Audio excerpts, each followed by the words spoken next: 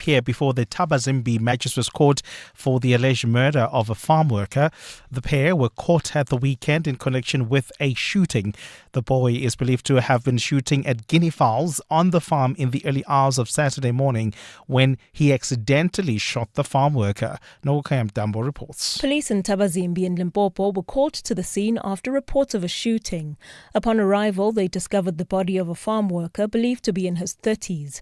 Police say the victim was found with a bullet wound to the chest. He was declared dead on the scene. Police allege that the 11-year-old boy pulled the trigger. His 43-year-old father has since been arrested and charged with negligent handling of a firearm. Both the child, in terms of the Child Justice Act, and his father are expected to appear in court today.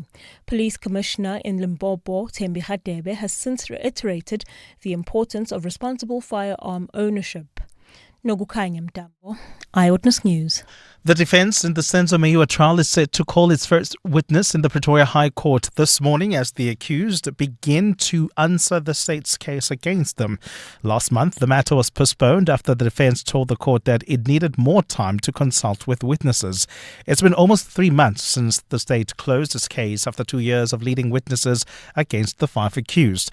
The men are charged with the former soccer star's 2014 murder at the home of his girlfriend, Kelly Khumalo. Khomozo Modisa reports. When the Senzo Meyiwa trial was postponed last month, the lawyer for 2 of the accused, Advocate Charles Simnisi, promised that he'd be ready to call his first witness this morning and to continue with the trial. Judge Ratamokwatleng offered to make an order to force the defense witnesses to make themselves available for consultation, which the defense welcomed. This morning, Mnisi is expected to call the first witness on behalf of Moses Bia, who the state believes was one of the lookout men on the day that Senzo Meyiwa was killed. The court has also admitted a confession statement signed by Sibia, which he has since denied. Eyewitness News. And US President Donald Trump has arrived in Israel, where the military says a Red Cross convoy is on its way to pick up the first group of hostages to be freed by Hamas as part of a Gaza ceasefire deal. The Israeli army in the statement says that the handover will take place at a meeting point in the northern Gaza Strip, where several hostages will be transferred. Hamas's armed wing has published a list of 20 surviving hostages that it intends to release.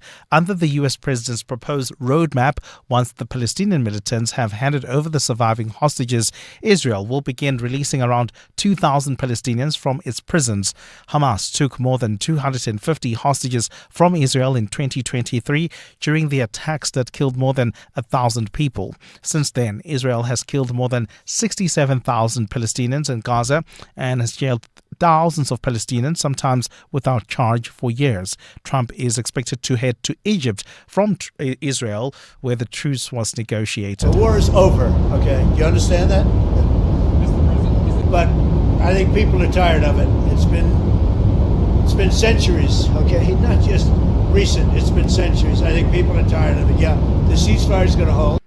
Gold is trading at $4,057.96 an ounce. The rand is at 17.30 to the dollar, 23.11 to the pound, 20.11 to the euro. Brent crude oil is at $63.64 a barrel. And in the traffic, we've got heavy traffic volumes along the N3, both directions. This is between Vincent Chabalala Road and the Baklu interchange. That's due to the long-term road works that are taking place along this route. While traveling on the N1 North, some delays between Malibongwe Drive and Winnie Mandela Drive. A partly cloudy day in store for Gauteng. The temperatures will peak at highs between 28 and 31 degrees. The top story in EWN this hour. 42 bodies have been pulled from a wreckage of a bus crash on the N1 highway in Limpopo. EWN, in touch, in tune, and independent. For the latest, visit ewn.co.za or download the EWN app. You're with Clement Manyathela On 702. Let's Walk the Talk, streaming on the Prime Media Plus app, DSTV channel 856, 92.7 and 106 FM.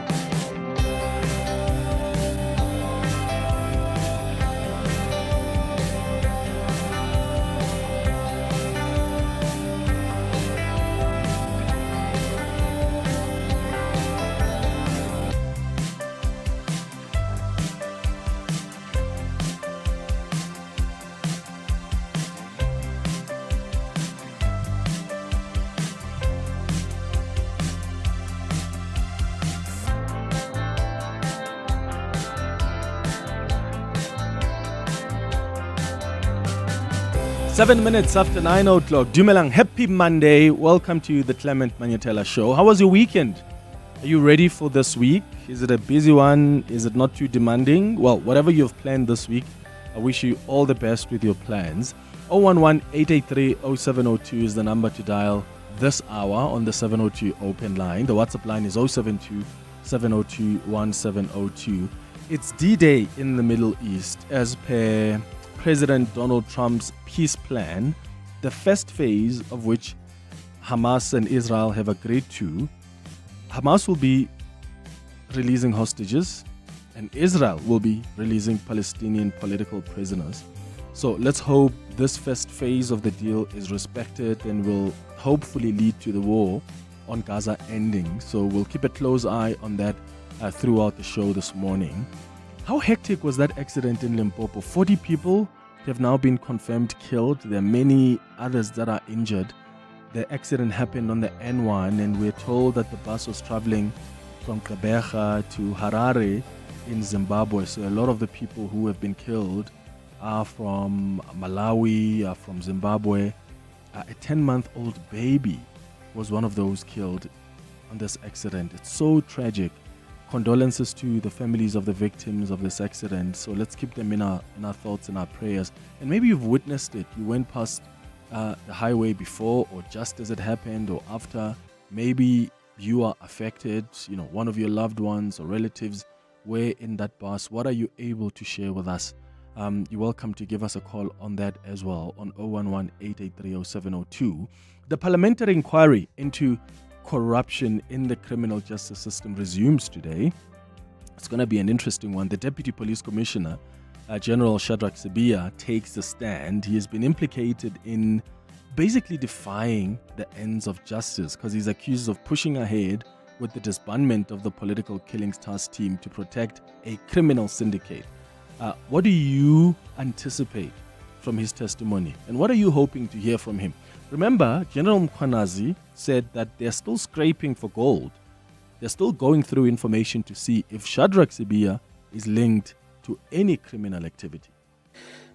Based on your evidence before us, are you saying that General Sibiya is corrupt? I don't think I've presented evidence before you that I can say General Sibiya is corrupt yet. The investigations we have on the other side will prove that there is benefits to General Sibiya of illegal means that came to him, directly or indirectly. There's property acquisitions that exist. There's contribution from the underworld into those properties. And many other things that he acquired. The good thing about it is that he has not been working alone. He's been working with police officers. And the nice thing about it is that those police officers, some of those police officers that are close to him, they are the ones that are providing this information.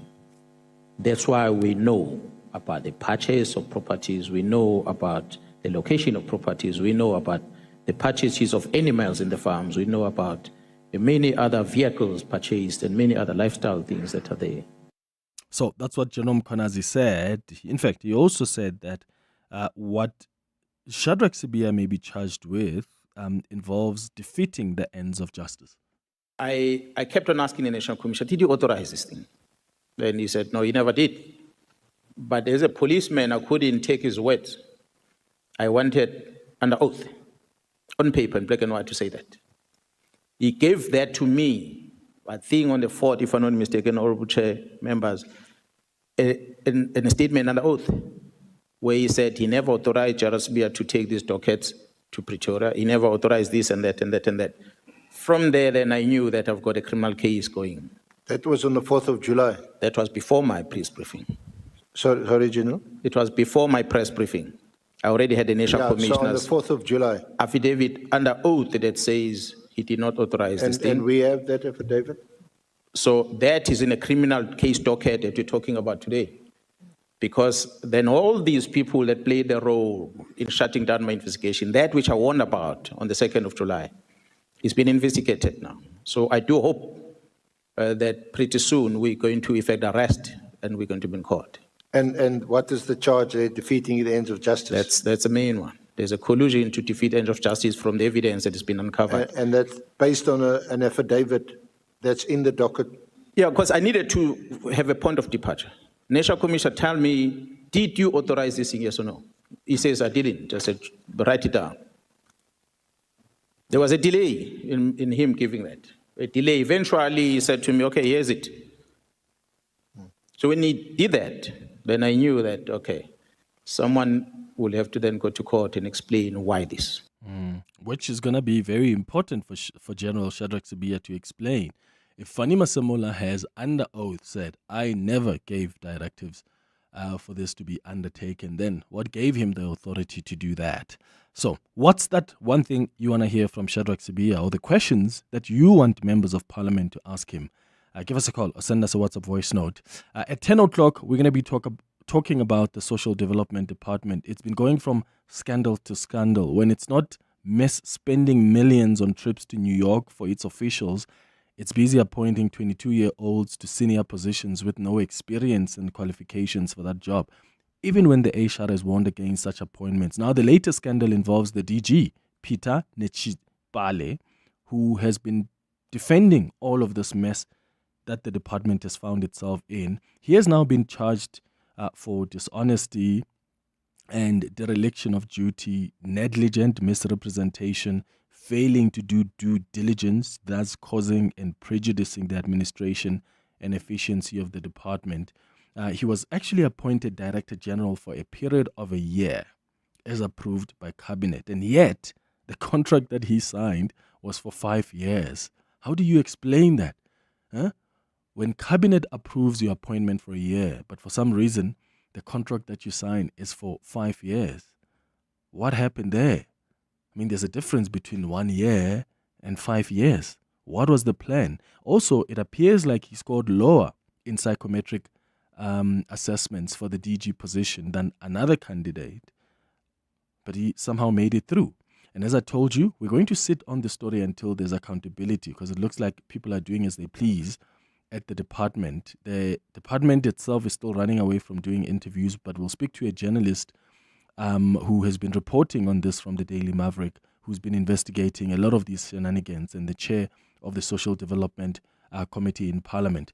At 10:30, we're going to continue with our series where we look at things that science cannot explain. And today, we are going to look at intuition. Remember, we focused on witchcraft before. We've discussed manifestation. We discussed the soul and the spirit. Last week, we talked about ghosts and the supernatural world. Today, we're going to be talking about intuition. Have you ever made a decision without having all the facts, and yet later you realize that your instinct was actually right? Or maybe you felt uncomfortable, in a place without knowing why, only to discover something was off much later. There are people who have a very strong intuition, and we're going to be talking about that at 10:30. 11 o'clock, we do our Family Matters feature, and today we're discussing how best to support our loved ones who are aging. Many of us are taking care of our grandparents. We're taking care of our parents. Maybe it's your uncles or aunties for you who have aged. How has that experience been for you? How can we best support our older loved ones, not just physically, but emotionally and psychologically too? So what does it truly mean to care for them in a way that honors their independence, their dignity and well-being? So if you have a loved one that you are currently caring for, how have you been managing that? And maybe it's getting a lot for you. I'd like you to share how that experience has been. And hopefully my guests can advise on how can you be there to care for this loved one who's aging, but also care for yourself, because it's important that you stay emotionally okay as well as you are facing the pressures of this level of responsibility. That's going to be on our Family Matters feature at 11 o'clock. That's the show coming up over the next 3 hours. Clement Manyathela, streaming on the Prime Media Plus app. DSTV channel 856, 92.7 and 106 FM. On the WhatsApp line, someone says, "Hi Clement, I know that road very well. It is steep with frequent bends. There's no lighting, even on blind bans. It is highly dangerous. Accidents happen regularly. My condolences to all of those involved in this accident. But honestly, just as a ship captain needs a pilot when they exit a port, truck and bus drivers need an experienced pilot on that stretch of road, particularly at night. Yeah, it looks like it's a road, because a lot of people have been sharing their experiences around the road and having driven past it, and it looks like it is a road that's known for that.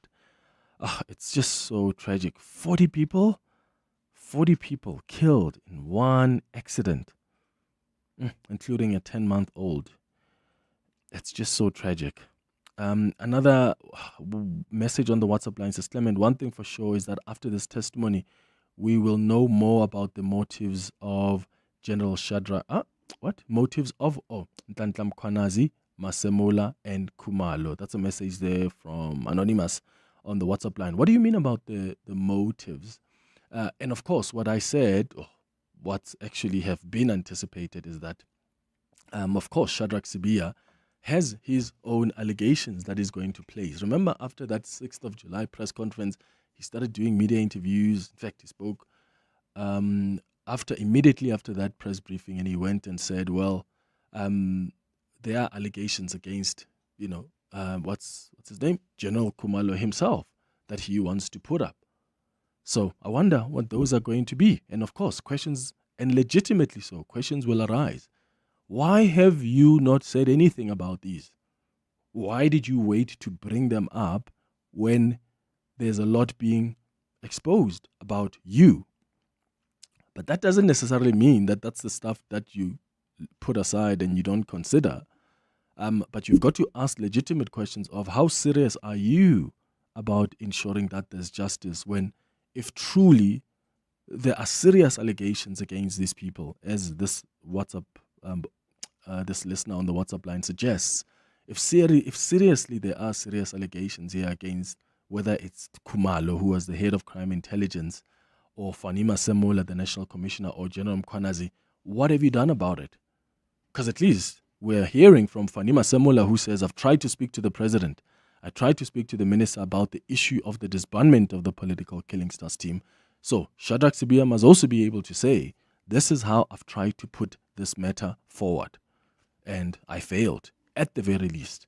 But it's going to be very, very fascinating, because this is a man who's been put at the center of the allegations of the criminal justice system being compromised. Your WhatsApps on 072 702 1702. Hi, morning, Clement. Morning, this is Bati from Caregiver, man. Quick one, Clement. Regarding Shadrach Sibiya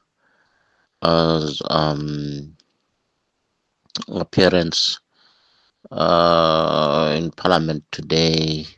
One question that I would like the parliamentarians to ask him was, what did he mean when he said that he does not deal with Christians? He's not a priest.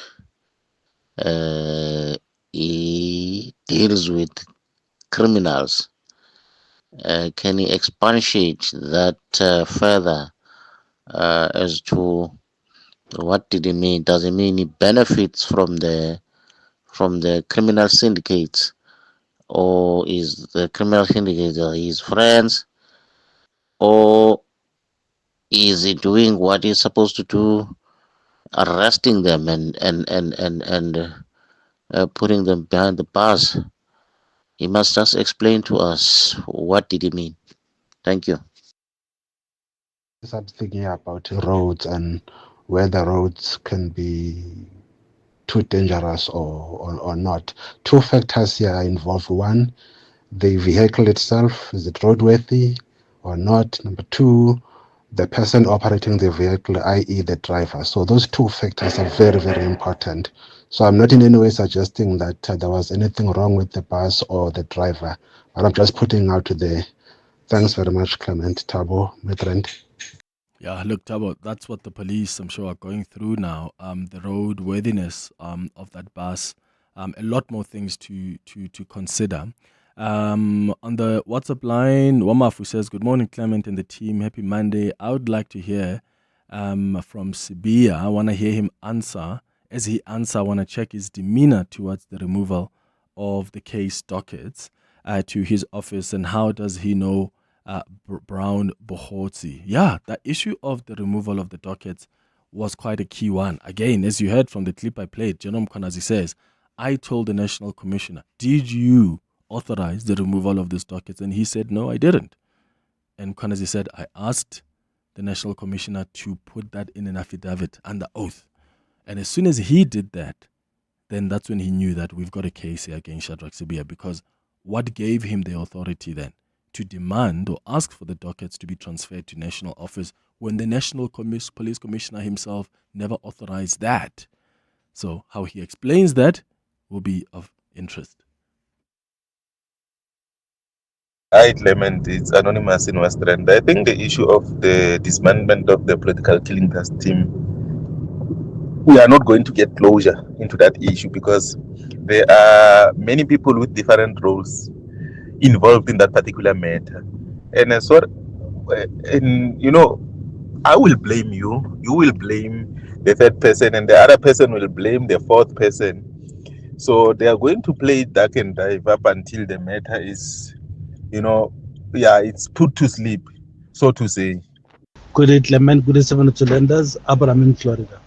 Clement, in all honesty, our officials have let us down.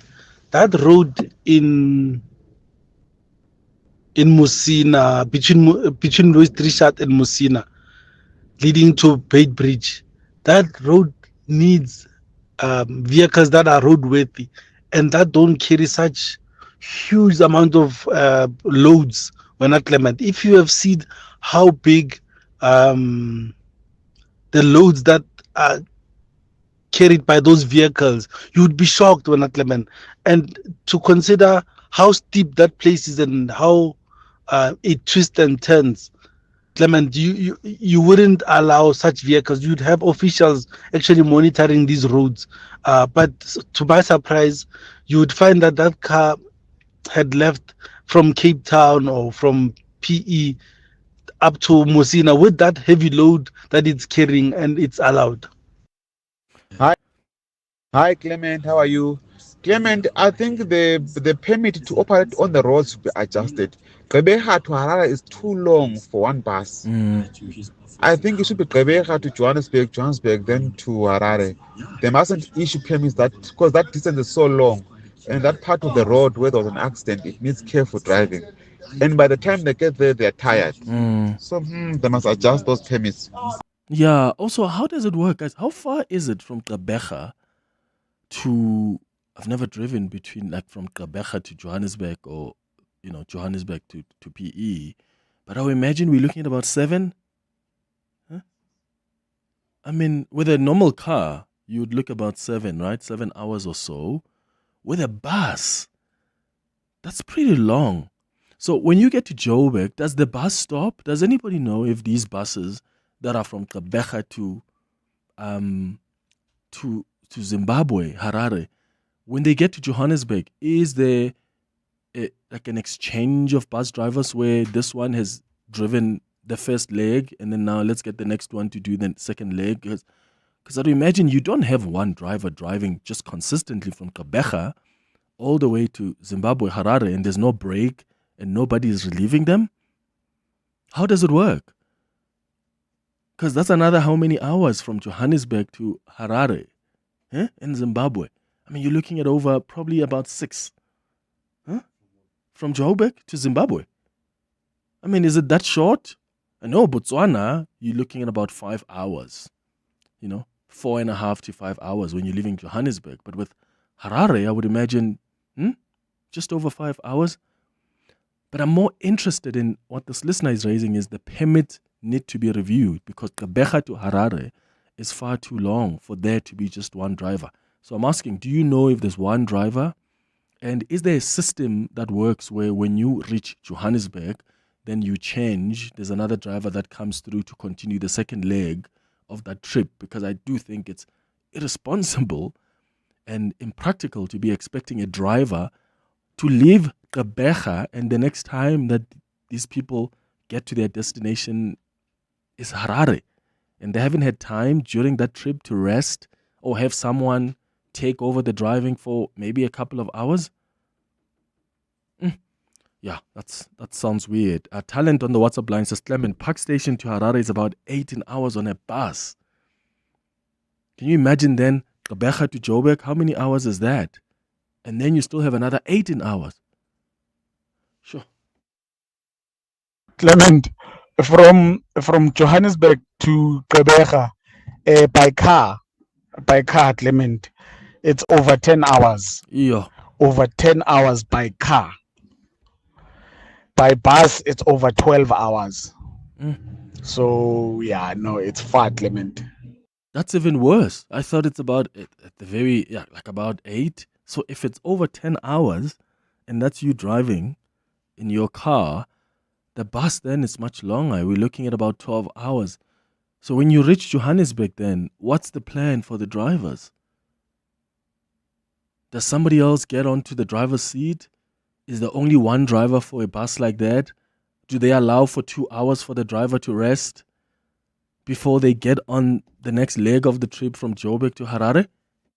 Yeah, morning, Clement. Yeah, you see, if you're traveling from Zimbabwe to Johannesburg, they've got 2 drivers.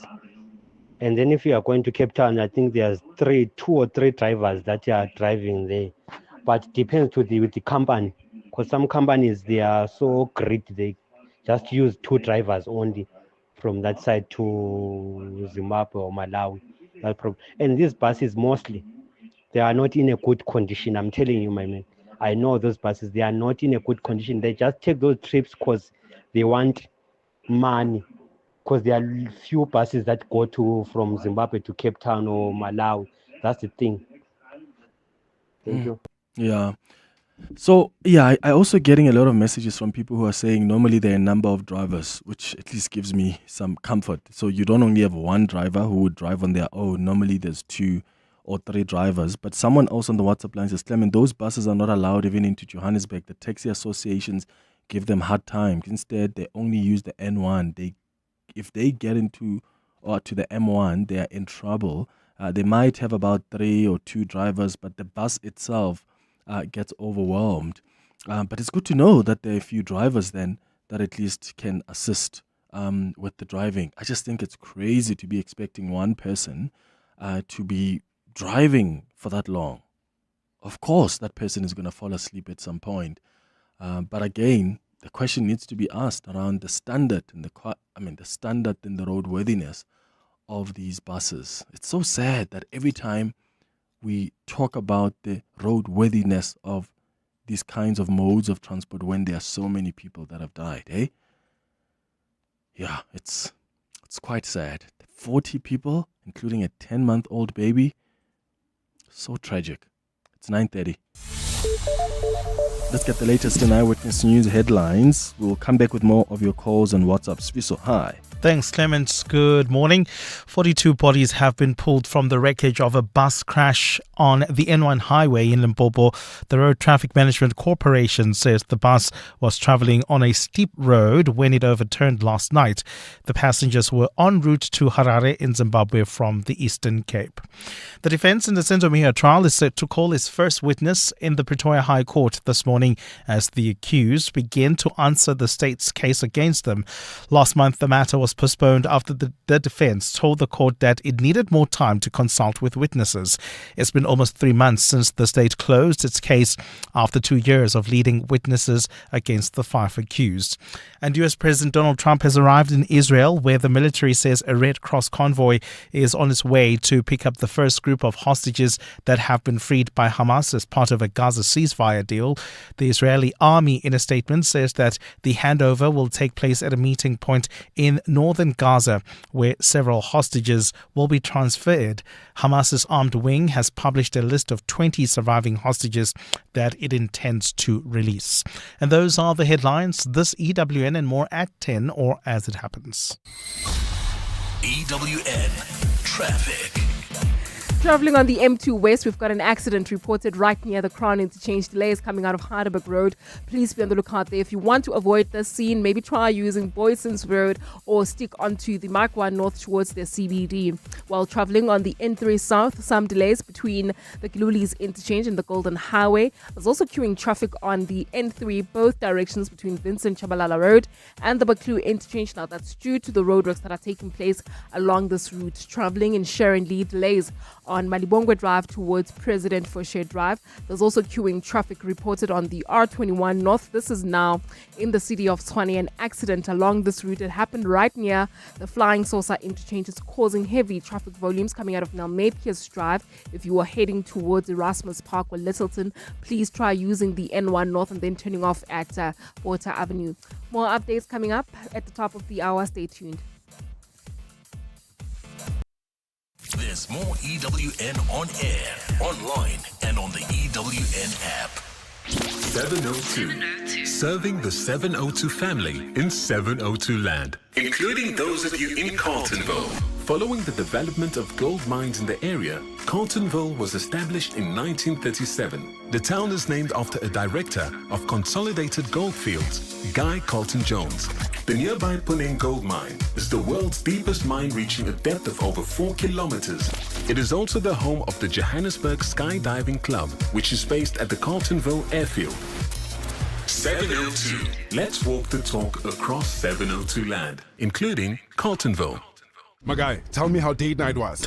Bro, I'm telling you, my arrival was too clean. That sporty exterior, the 1.5 turbo engine, just turns heads. But what about date night? Yeah, it was chilled. But the Jolly On Pro, it's on another level, bro. Sometimes the drive is the best part. The Haval Jolly On Pro from only $4,299 per month.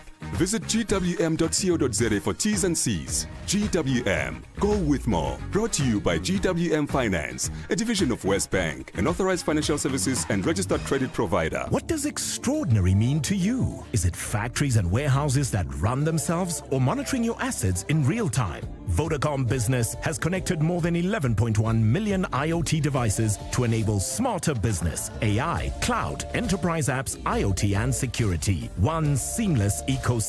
Search Vodacom Business IoT. Together, let's build the extraordinary. Vodacom Business. Further together.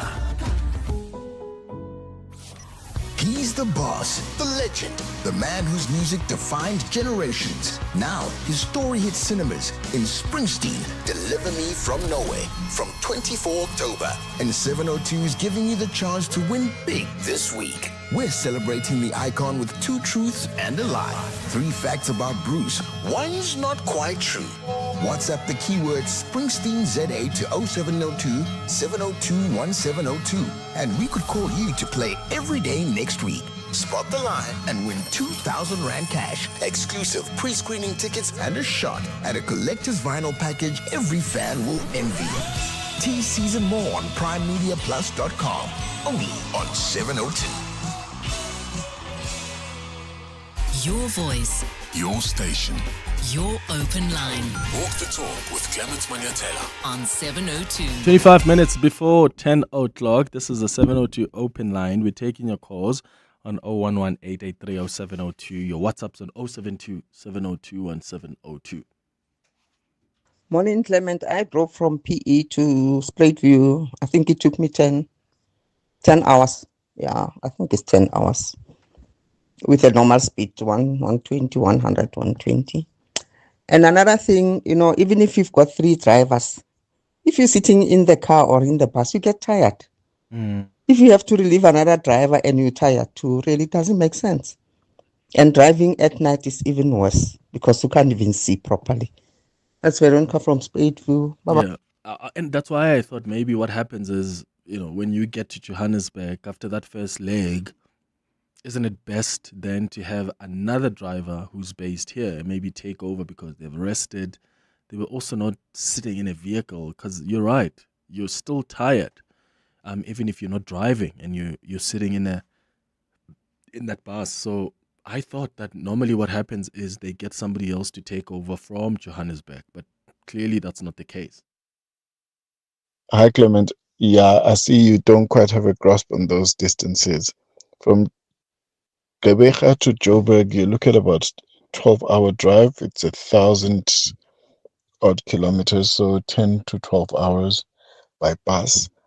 And then from Johannesburg to Bulawayo, it's also 12, depending on conditions on the road, and at the border, it can be up to 16 hours. Oh my goodness. So Johannesburg to Harare, it's a little bit more. It should be also roughly 16 hours. Hectic. It may be more depending on the conditions at the border. So that's how long that trip would take. So from Gqeberha all the way to Harare, I think you're looking at 24 hours. Yeah, that's hectic. On the road driving by bus, maybe more. Yeah. Morning, Clement. Morning, Clement. How are you? These buses would have maybe 2 drivers, but it doesn't stop in Joburg. It doesn't stop in Joburg. And remember, these buses don't have beds. So as much as there are 2 drivers, when the other driver is driving, the other one is seated as well. So he's as tired as the one who's driving. So when his turn comes to drive, he's just as tired as this one who was driving. They should just stop in Joburg for maybe a day or so and rest and carry on the following day to avoid all this.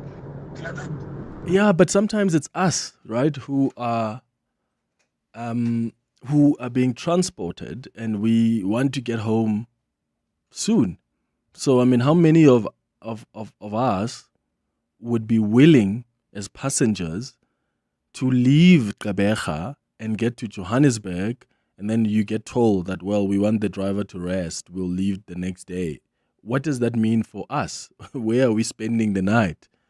You know, there may be additional costs here for other people. Other people are taking that bus because they're trying to get home within a day or a day and a half, at the very least. So there are a lot of considerations to make here. I don't think arriving here and getting the driver to rest for a night, I mean, that has implications for other passengers. So maybe not the best solution. But if you get to Joburg, just hire another driver who can pick up from Johannesburg and go to Harare. When they get to Harare, they can sleep. You can get them to drive back to Joburg, and whoever got the bus from Gqeberha to Joburg takes it back there with new passengers. I would think that's a better way to go about it. But yeah, it's quite something else, eh? That's a lot of hours, over 24, 25 hours. And the messages I'm getting here, people who've used these buses are saying, when they arrive in Joburg from Gqeberha, they're not even stopping. They drive straight into the highway. You are going to be exhausted. You're not at your best. And once again, even the second driver who's with you, who is sitting in the car, they are getting exhausted. So by the time they get on as the driver, behind the driver's seat, it's not helpful at all because they're still exhausted. Morning, Clement Manyathela. Yeah, I'm listening to your program. It's very touching about this accident that just happened. The thing is, for all those buses that do Johannesburg to Harare or Johannesburg to Bulawayo, all in Zim, or when they're departing from Cape Town or PE or Durban, they always have 2 drivers.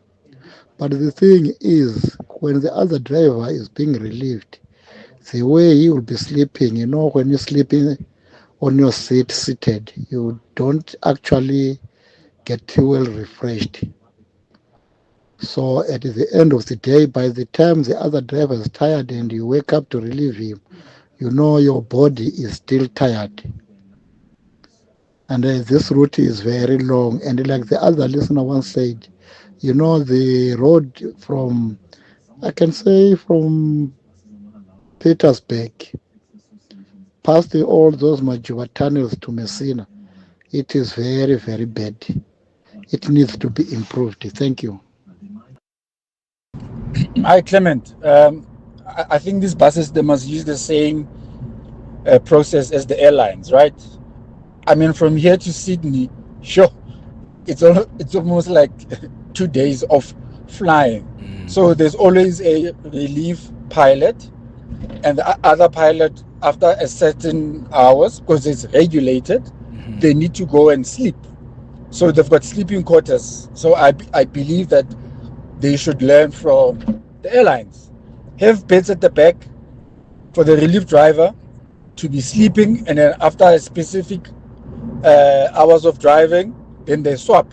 Then other guy goes and sleeps, and so forth and so forth. It's quite easy, guys. This is not rocket science. Tato from Randburg. Yeah, true. Just this thing can be managed, guys. It really can be.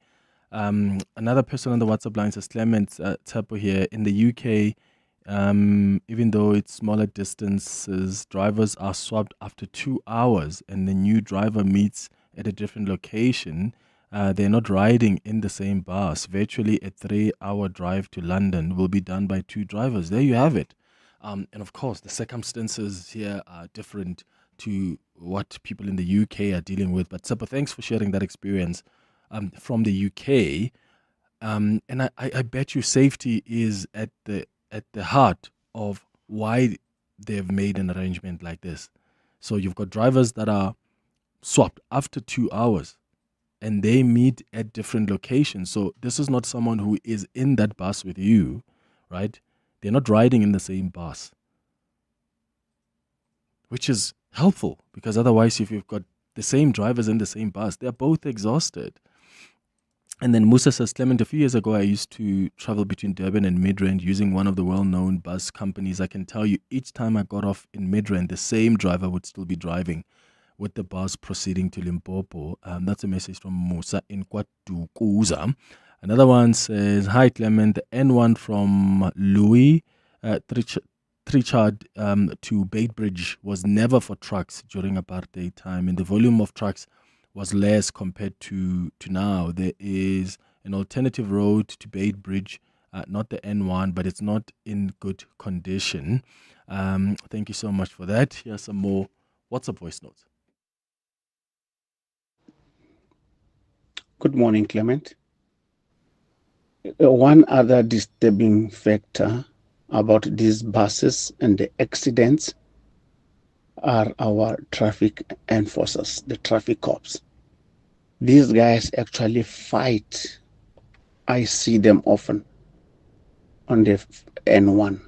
They fight to stop the bus. Hey, I saw him first. Hey, I saw him first. Because they demand a lot of money from these drivers driving unroadworthy buses at times. You can imagine a bus from Joburg to Beitbridge. How many times does he get stopped by different traffic officers? Each time he's being stopped, he must fork out a lot of money. It's a lucrative business for the traffic officers. They don't check for mistakes on the vehicle or whatever. All they want is money, money, money. And the bus is let to go. Whether it's overloaded, they don't give a hoot. All they want is money. Hi, Clement. I mean, this thing, we do it even on the trains. You cannot have a driver driving from Johannesburg to East London or to PE. No. At a particular station, the driver from Joburg, he leaves the train, let's say for example, he leaves the train in Kroonstad. The drivers from Kroonstad, they take the train somewhere to Bloemfontein. Drivers from Bloemfontein, they take the train just like that. So I don't know why is it that they cannot just try to regulate it. I was once on the Intercape.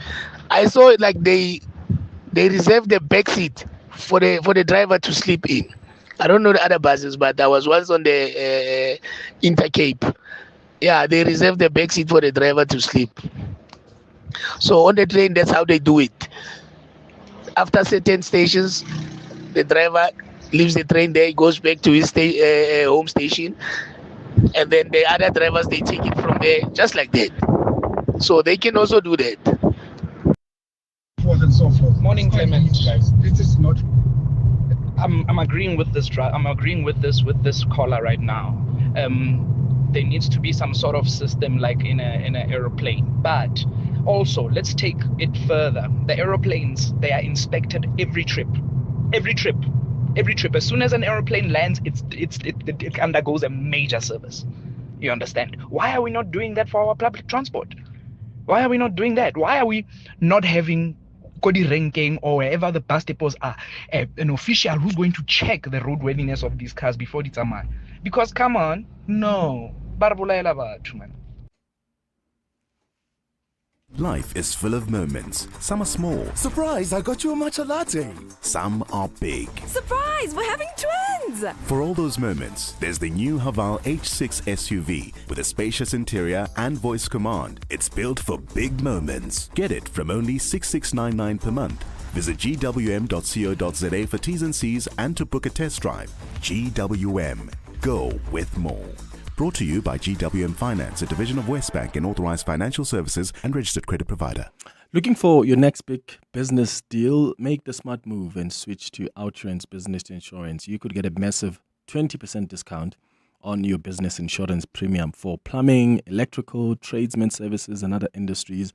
Outrance Business Insurance are trusted experts in insuring your business. Get more out of your business insurance. Get a quick and easy quote today. Call 08600 60,000 or visit outrance.co.za. Licensed, insured, and FSP. T's and C's and information online. When it comes to protecting your workforce, trust the workwear brand that has been protecting workers for over 150 years, Sweetall. Sweetall has overalls and uniform solutions for every industry, so your team is safe, comfortable, and ready to tackle any challenge. Visit our new Boksburg showroom, shop A1 Atlas Road, Westwood, Boksburg, or go to sweetall.com today. Sweetall, we never let you down. Superior protective workwear since 1871. Your voice, Your station. your open line Walk the talk with Clement Manyathela. on 702. It's going up to 10 minutes before 10 o'clock. We're taking your calls on 011-883-0702. A lot of you sharing your thoughts around this tragic accident in Limpopo on the N1. It's been reported throughout today, these 40 passengers who were killed in this car accident happened on the N1. We're told that the bus was traveling from Gqeberha to Harare in Zimbabwe. A 10-month-old baby, one of those killed in this accident. It's so tragic. And yeah, once again, condolences to the families of the victims of this accident. But what's really coming out here is what's needed to change in these long distance travel, because an example that's been given is with airplanes. You know that there are protections that are put in place. People are extra cautious. You want to make sure that the drivers are alert. Someone from the UK sent us a message earlier and said, there in the UK, almost every 2 hours, there's a new driver that's going to come in, and that driver is not riding in the same bus. I've got a message now from Gabrielle, who is in Germany. Says, Clement, even here in Germany, they do the same. After 2 hours, drivers change over wherever the journey is in between your departure and arrival. So why can't we have a similar system here?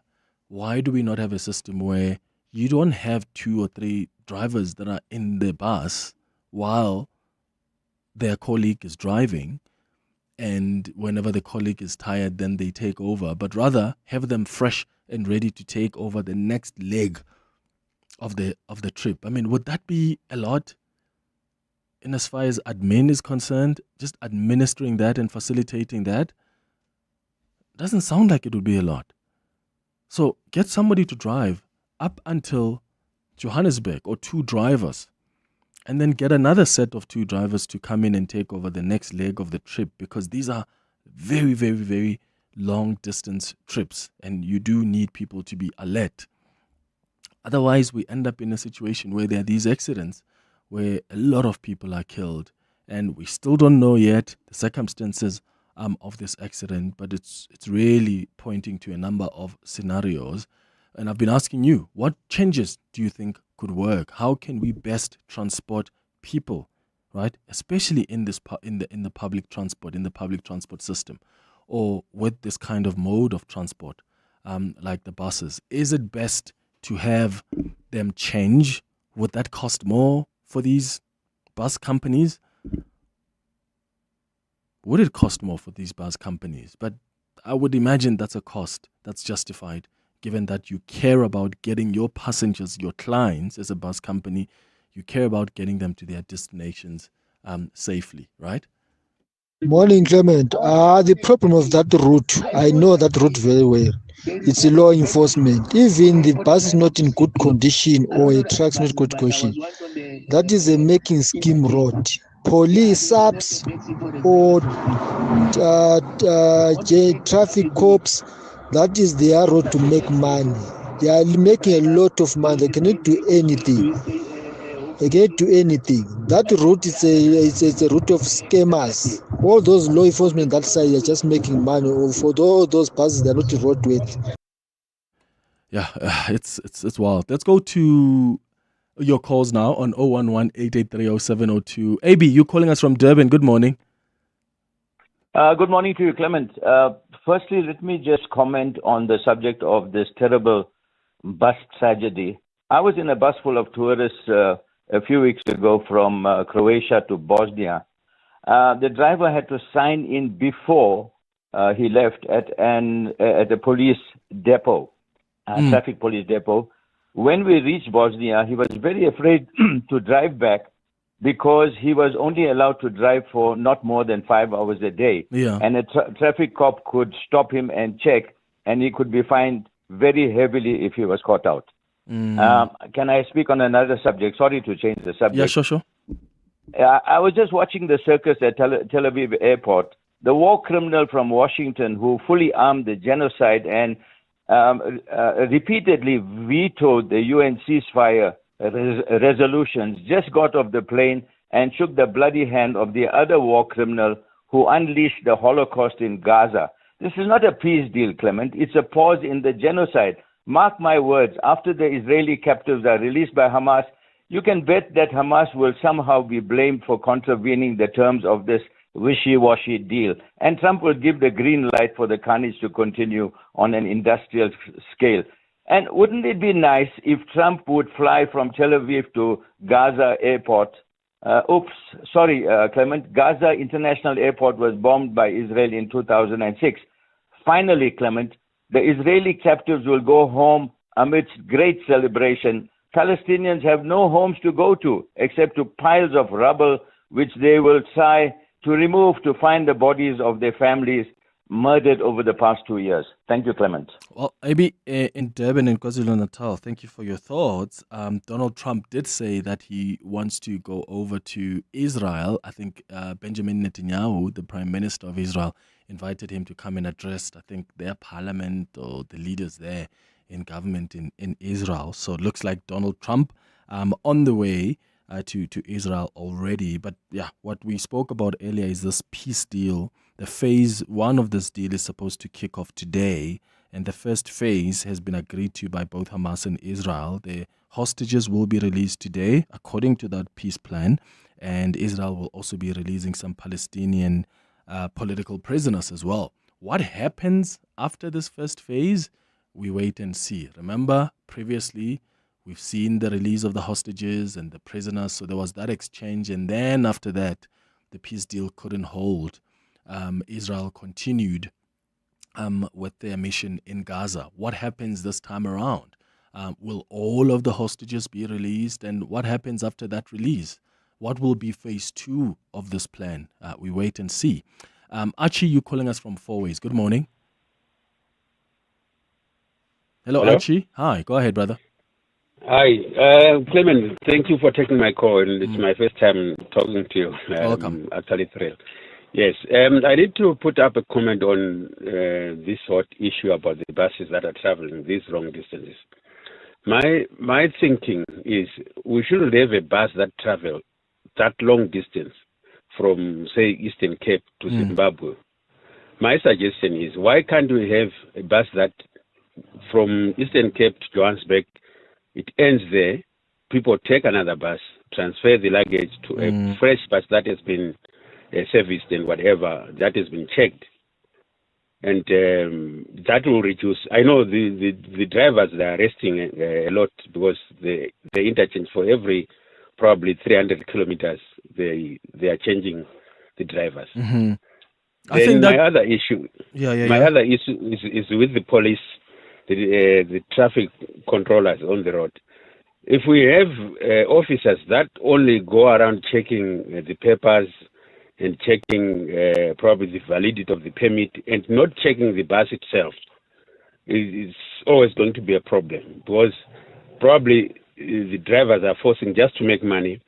They are forcing to drive a bus that's not roadworthy. An issue, probably if you check on the dashboard, is reporting that the brakes are not in good condition or whatever. So should we have officers that are experienced to check the brakes, check whatever that needs to be checked on a bus before they leave the bus to proceed? That should help a lot. Yeah. Well, Archie in Fourways, thank you. Isaac, you're calling from Pretoria. I understand you're a bus operator. Good morning. Morning, Diamond. Hey, Tada. Right. Sure. Yeah. As an operator, I used to operate within Harare sometimes. I stopped operating that road. Oh, Isaac, the line is not good, my brother. I apologize for that. It's not good at all. So we'll try to reestablish it, and hopefully, if we've got a few more seconds, we can wrap up with that before we wrap up the 702 open line. Zahira was tired. So tired, she let her eyes rest a bit. It was bad. So bad. She replaced 4 hours of spreadsheets with... It was bad. So bad. Too bad she didn't have Yoko Counter. It automatically recon sales, tracks stock, and staff performance. So good. Yoko Counter. Super simple POS and payments in one. No contracts, no hidden costs. Corporates That Care promotes and encourages corporate leaders and all citizens to walk the talk for a better South Africa. Catch Corporates That Care this Wednesday at 10 to 9 featuring Izinga Assist. Their CEO and founder, Derek Lubna, will be in conversation with Bongani Bingwa. Join us every Wednesday as we highlight the efforts of companies and brands dedicated to building our country. Corporates That Care is a Prime Media Cares initiative with 702 and Prime Media Outdoor. 702, let's walk the talk and make a difference together. Join us for the Clash of the Titans at the Inando Polo Club on the 19th of October, where Africa unites through polo. Proudly brought to you by Titan Law in association with Polo South Africa. Don't miss out. Book your spot on Howler. The Money Show. Weekday evenings at 6. The PIC is the continent's biggest investment fund. From what you know at this point, why has it decided to suspend its chief investment officer? It is connected to IO Technologies. This was kind of alarming. The new board had only been sort of in office for a week, and they sat immediately and decided to suspend Rukotsa, which was surprising because, if anything, it was a governance breach, it seems. Carol Payton, the editor-at-large at Fin24. The Money Show on 702. Let's walk the talk. The Money Show with Stephen Grootes is brought to you by ABSA Corporate and Investment Banking, proud sponsor of the ABSA Africa Financial Markets Index 2025. The insights to guide you through Africa's financial landscapes are waiting for you. ABSA is an authorized FSP and a registered credit provider. T's and C's apply. This is EWN. Good morning, I'm Sfiso Zulu. 42 bodies have been pulled from a wreckage of a bus crash on the N1 highway in Limpopo. The Road Traffic Management Corporation says the bus was traveling on a steep road when it overturned last night. The passengers were en route to Harare in Zimbabwe from the Eastern Cape. RTMC spokesperson Simon Zwane says emergency services are still working at the scene. 49 other people were taken to various hospitals in Louis Trichardt, Siloam and Elim. The exact cause of the crash has not been determined. Investigations are ongoing. The defense in the Senzo Meyiwa trial is set to call its first witness in the Pretoria High Court this morning as the accused begin to answer the state's case against them. Last month, the matter was postponed after the defense told the court that it needed more time to consult with witnesses. It's been almost 3 months since the state closed its case after 2 years of leading witnesses against the 5 accused. The men are charged with the former soccer star's 2014 murder at the home of his girlfriend, Kelly Khumalo. Khomotso Modise reports. When the Senzo Meyiwa trial was postponed last month, the lawyer for 2 of the accused, Advocate Charles Simnisi, promised that he'd be ready to call his first witness this morning and to continue with the trial. Judge Rata Mokgwatleng offered to make an order to force the defense witnesses to make themselves available for consultation, which the defense welcomed. This morning, Mnisi is expected to call the first witness on behalf of Muzi Sibiya, who the state believes was one of the lookout men on the day that Senzo Meyiwa was killed. The court has also admitted a confession statement signed by Sibiya, which he has since denied. Khomotso Modise, Eyewitness News. Special envoy to the US and former finance minister Mcebisi Jonas has pulled no punches in his criticism of the ANC, warning it could further regress from already historic lows. Jonas criticized his political home at the annual Kgalema Motlanthe Foundation Forum, which was held over the past 2 days.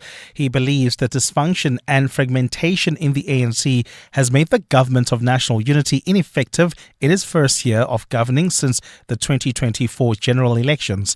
The ANC lost its parliamentary majority in the last polls for the first time in democratic South Africa, slipping to 40% of the voter share. The ANC is not providing credible leadership on critical issues of social and economic policy, nor has it demonstrated any visible path to execution. In the face of geopolitical volatility, it has not been able to offer a coherent, credible and viable response. Jonas says the ANC is doomed if it cannot get its house in order. The ANC appears more incoherent and divided than ever, and its prospects, both electorally and more generally as an organizing force within government and society, appears even dimmer.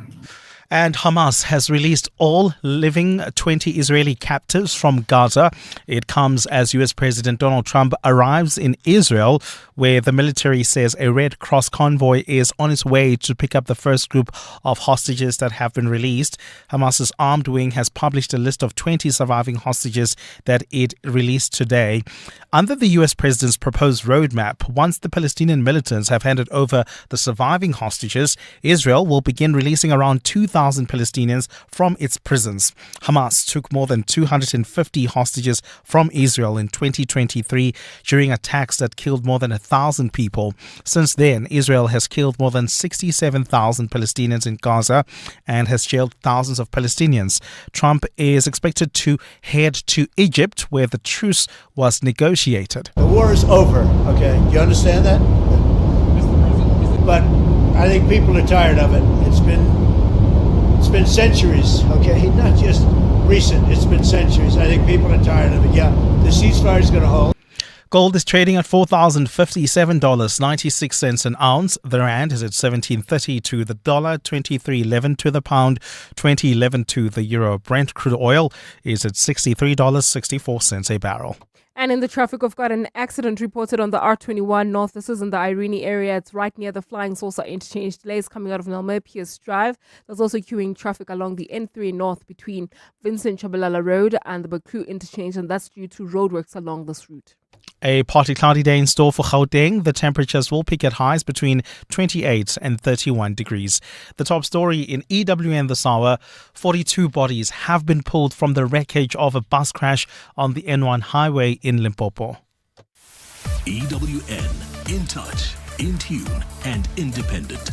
For the latest, visit ewn.co.za or download the EWN app. You're with Clement Manyathela on 702. Let's walk the talk. Streaming on the Prime Media Plus app. DSTV channel 856, 92.7 and 106 FM.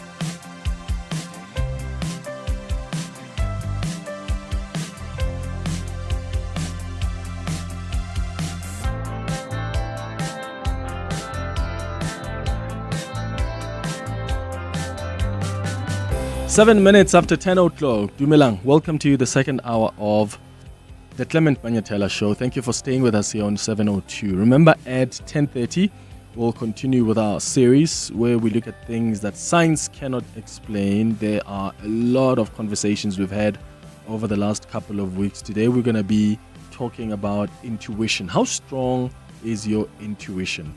At 10:30, that's our conversation. At 11 o'clock on our Family Matters feature, we'll be discussing how best to support our loved ones who are aging. Many of us are taking care of our parents, our grandparents, our uncles, aunties.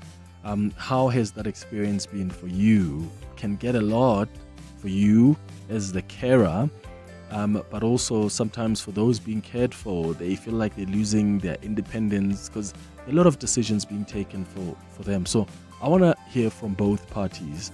Maybe you are the person taking care of your loved ones that have aged. Maybe you are the loved one that is aging and you've been taken care of by maybe your grandkids or your children, maybe nurses. How has the experience been? What do you wish was different? We're going to take your experiences at 11 o'clock on our Family Matters feature. You're with Clement Manyathela. 702. But right now, I want us to find out what's happening at the Social Development Department. It's been going from scandal to scandal.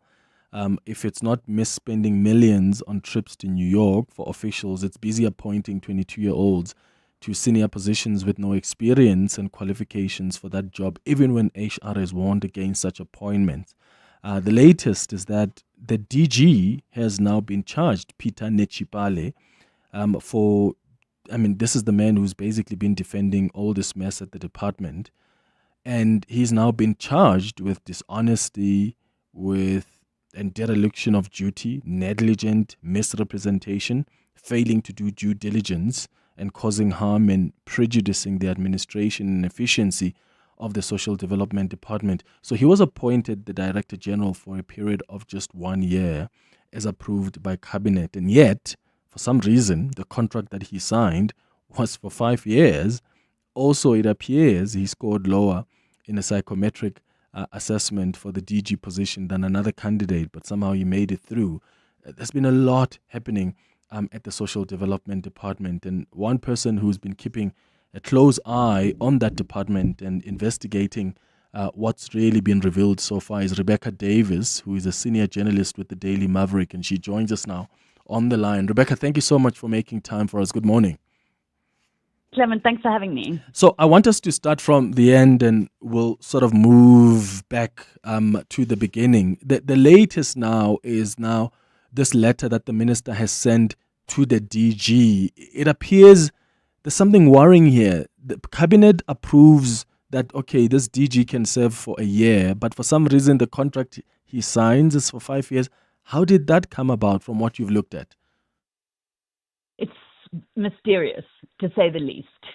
The first thing we should consider is that, as you say, Cabinet sits in this meeting and says, yep, you've got to go ahead to appoint this guy for 1 year. Also, he's just a year short of retirement age, so it makes sense that they'd only give him a 1-year contract.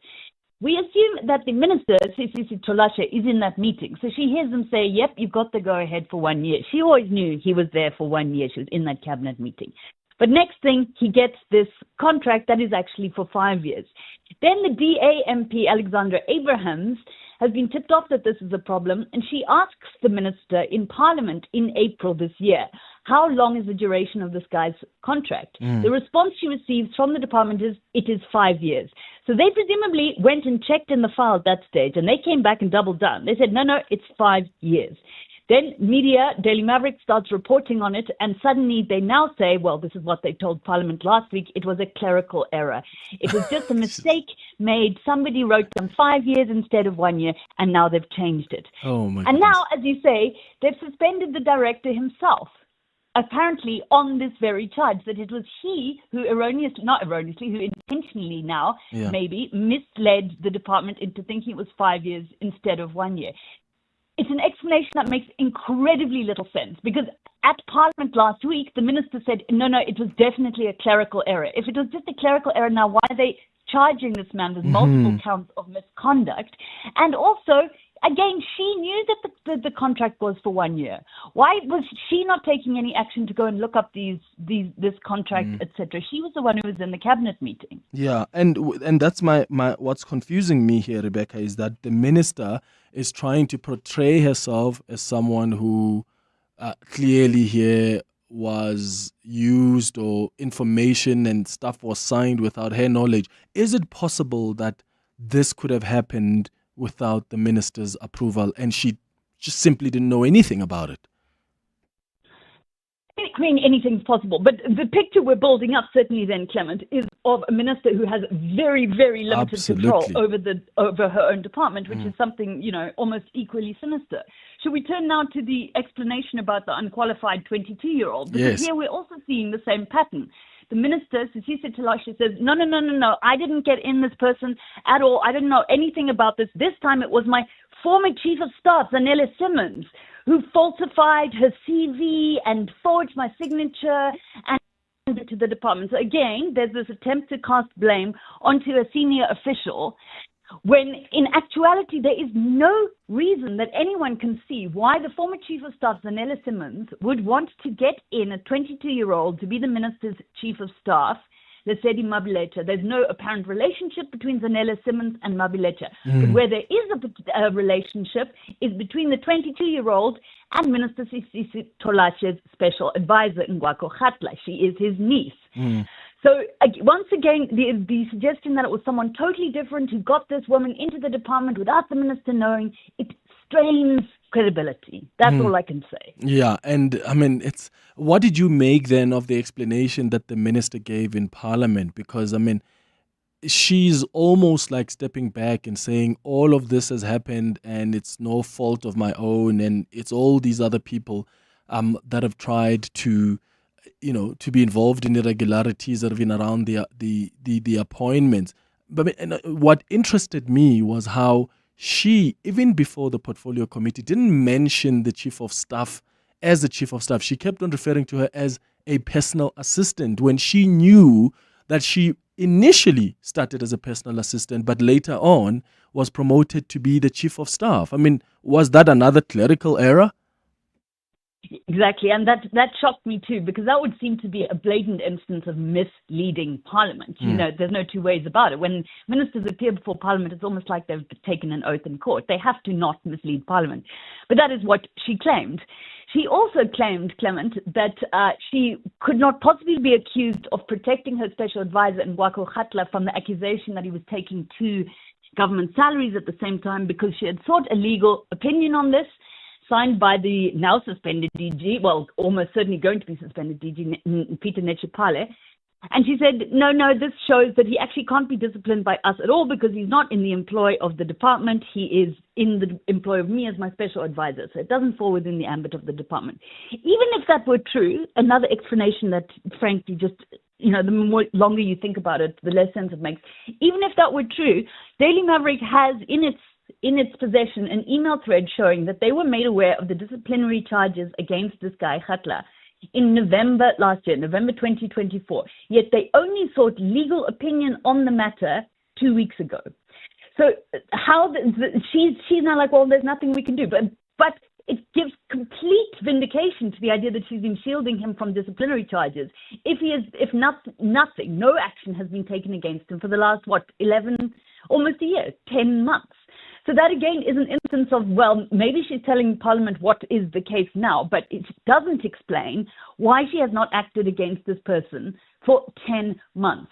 So there's this pattern that we're seeing as well of moving people in and out of positions very abruptly and very chaotically. We had Lumka Oliphant gone as a spokesperson, then we had someone else come in for just 3 weeks, then she's gone, now there's someone new come in. It's the same with the chief of staff. I don't even know how many chief of staffs there have been over the period of a year.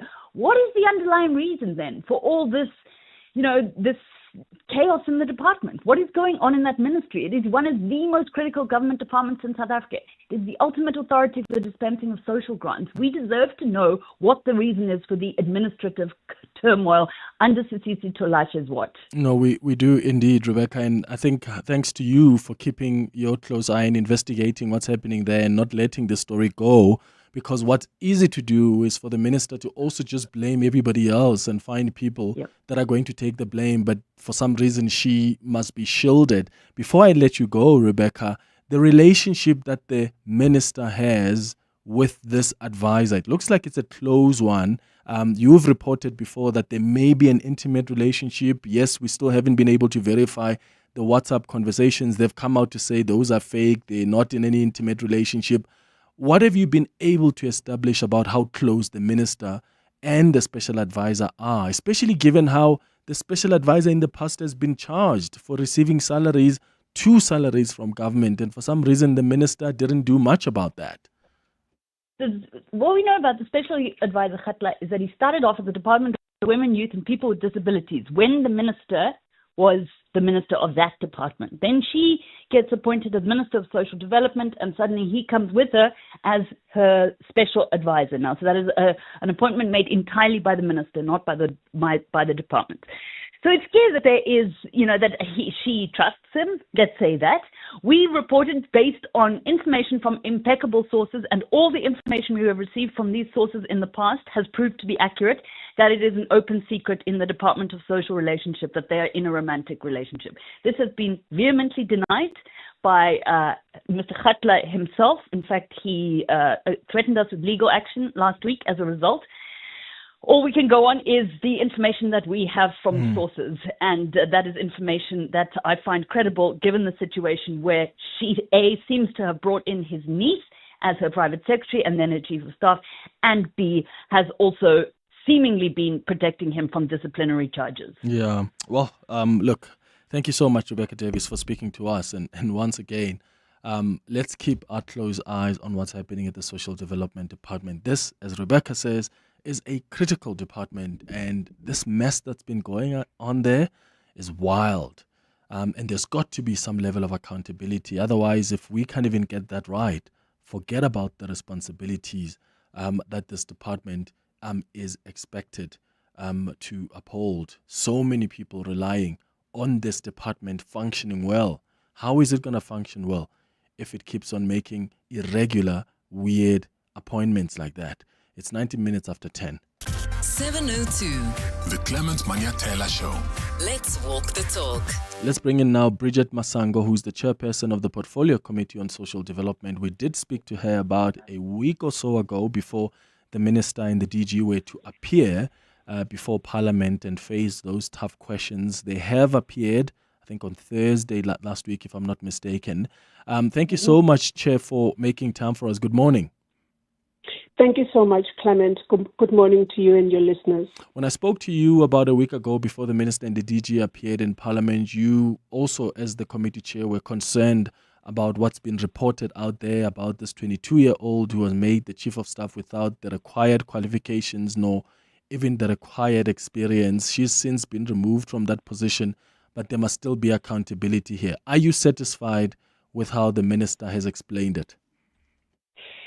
Clement, no. Let me just say that the concern is deepening as the story takes longer and longer in the public domain, because, as it has been said just now, this is a department that should be hard at work, changing lives of the poor and vulnerable people. But the minister came last week and on Thursday with the DG, with the senior managers of the department, to present to us the report that she had undertaken to present. What I can say about the report is that it said what had been done or what had been done in the meantime. And the minister herself, knowing that that report was not conclusive in any way, because it didn't say where the accountability stays and what is going to happen to those who are found to be accountable. She went on to say that the ministerial appointments, all of them, that is almost her words, all the ministerial appointments that have been done since she had taken office in the ministry had been referred or were in the process of being referred to the Public Service Commission. And those appointments that are in the department after the the revelation that some of the appointments cannot be touched by the DG because the DG is not involved in the appointing in the ministry. Those department ones were going to be subjected to a forensic investigation. Now, the portfolio committee is obviously not happy because there is no finality in what is going on. But the portfolio committee is, giving time to this process so that it's done properly. And by properly, I mean when we get to know what are all these allegations, what parts of these allegations are true, and who is responsible for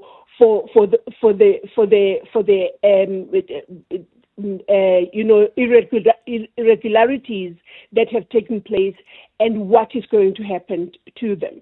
So there are two streams of going on and solving this problem, Clement. I don't know how long this is going to take. You have the Public Service Commission on the ministerial appointments, and you have a forensic investigation on the parliamentary appointment. On the department appointments, and that is where we left it. But the portfolio committee went on and said we cannot trust just those two to happen. So let us get the Parliamentary Legal Services to give us some advice as to what we as the portfolio committee can do to arrive at a point where we know who is accountable and we hold them to that accountability, and also what it is that can happen to them. Okay. I mean, the latest now is that the DG, who was also there in Parliament, has now been charged because there is a contract that he had signed, which is a 5-year contract, which contradicts what was approved by Cabinet. Cabinet had approved for the DG to serve for a period of 1 year. So the question then is, how did he end up signing a 5-year contract? And how can the minister claim, oh, I didn't know? Yeah. The minister said that she had been part of the decision that was made by the Cabinet, and there was a clerical error. Now, the portfolio committee was not having that because obviously if the question had not been asked about that discrepancy, we would still not know. There's a possibility that we'll still not be knowing about this discrepancy or clerical error that had taken place. So that is part, obviously, of the forensic investigation that is underway, because the appointment of the DG is a departmental appointment, which then falls under the stream of the investigation that is going to be forensic. And although the minister said that everything has been aligned now, there's no problems going forward, and so on and so forth, but obviously some people were involved in even making the clerical error, and some consequence management has to obviously take place. We are happy that the alignment has taken place, that the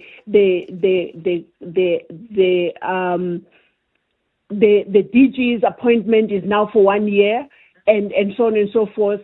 But for it to have happened the way that it did, and for it to have come to the fore because of a question, a parliamentary question to have asked, that means that someone is accountable, and that accountable person would have to be subjected to consequence management. Yeah, because I'm looking now at the letter that the minister actually sent to Peter Nechipale, the Director General at the Social Development Department 1.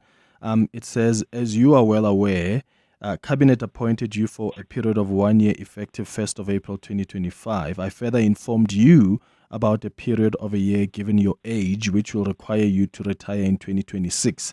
But unbeknown to me, you decided to sign a contract of 5 years, which has since been varied to be for a period of a year. So it looks like even the minister herself says something is weird here. How did we go from 1 year to 5 years? But what's more interesting for me here is that the minister in this letter still says, and I quote, "You further failed to scrutinize the appointments in the office of the minister, thus bringing the office of the minister into disrepute." So the minister previously was now blaming Ms. Simons, who is the former chief of staff, for having allowed these appointments like this 22-year-old to be chief of staff. From what I'm reading from this letter the minister sent the DG, she seems to now be blaming him that you failed to scrutinize the appointments. Did she indicate that when they appeared before Parliament that this DG, whom she was there with, could be to blame for all of this? No, she did not, except that she said that the forensic investigation will reveal who is at the wrong, and she said, and that is not me, meaning that is not her. And I mean, that was just to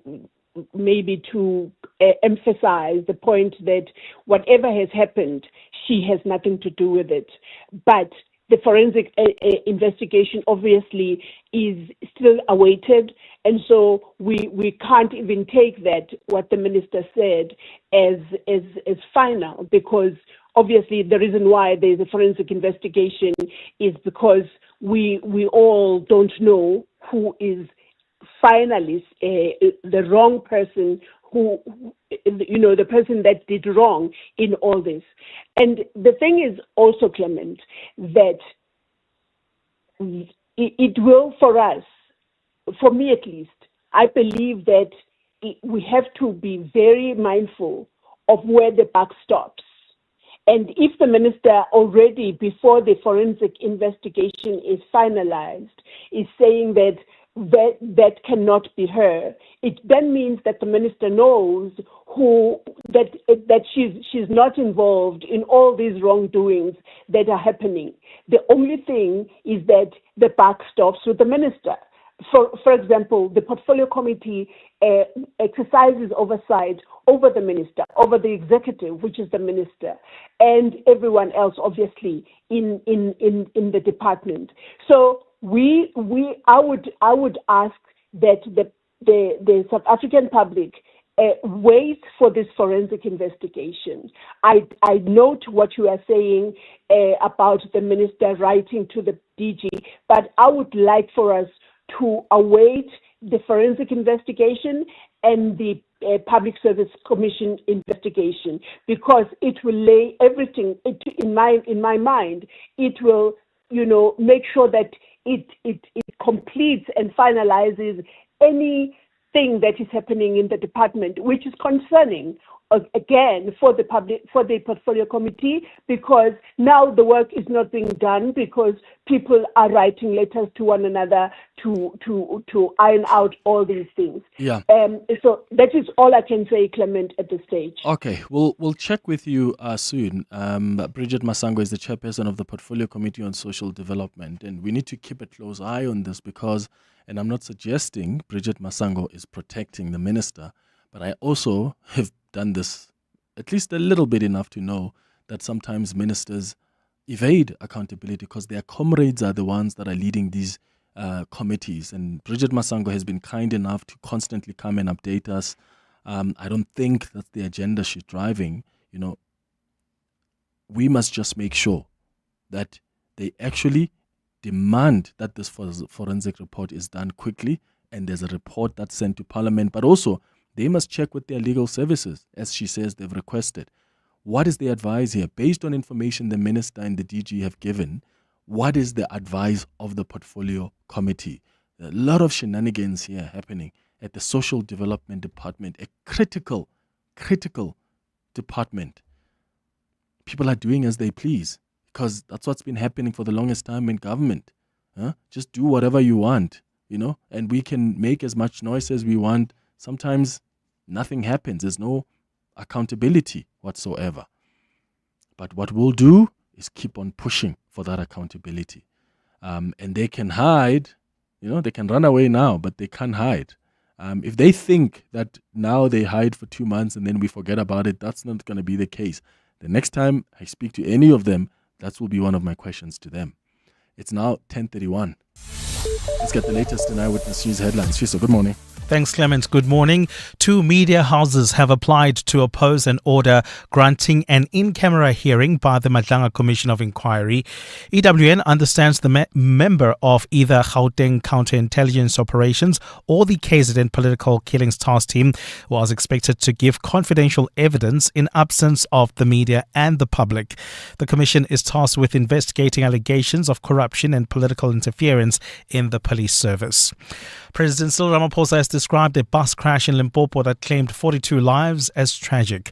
It's understood that it overturned while traveling on a steep road in Musina last night.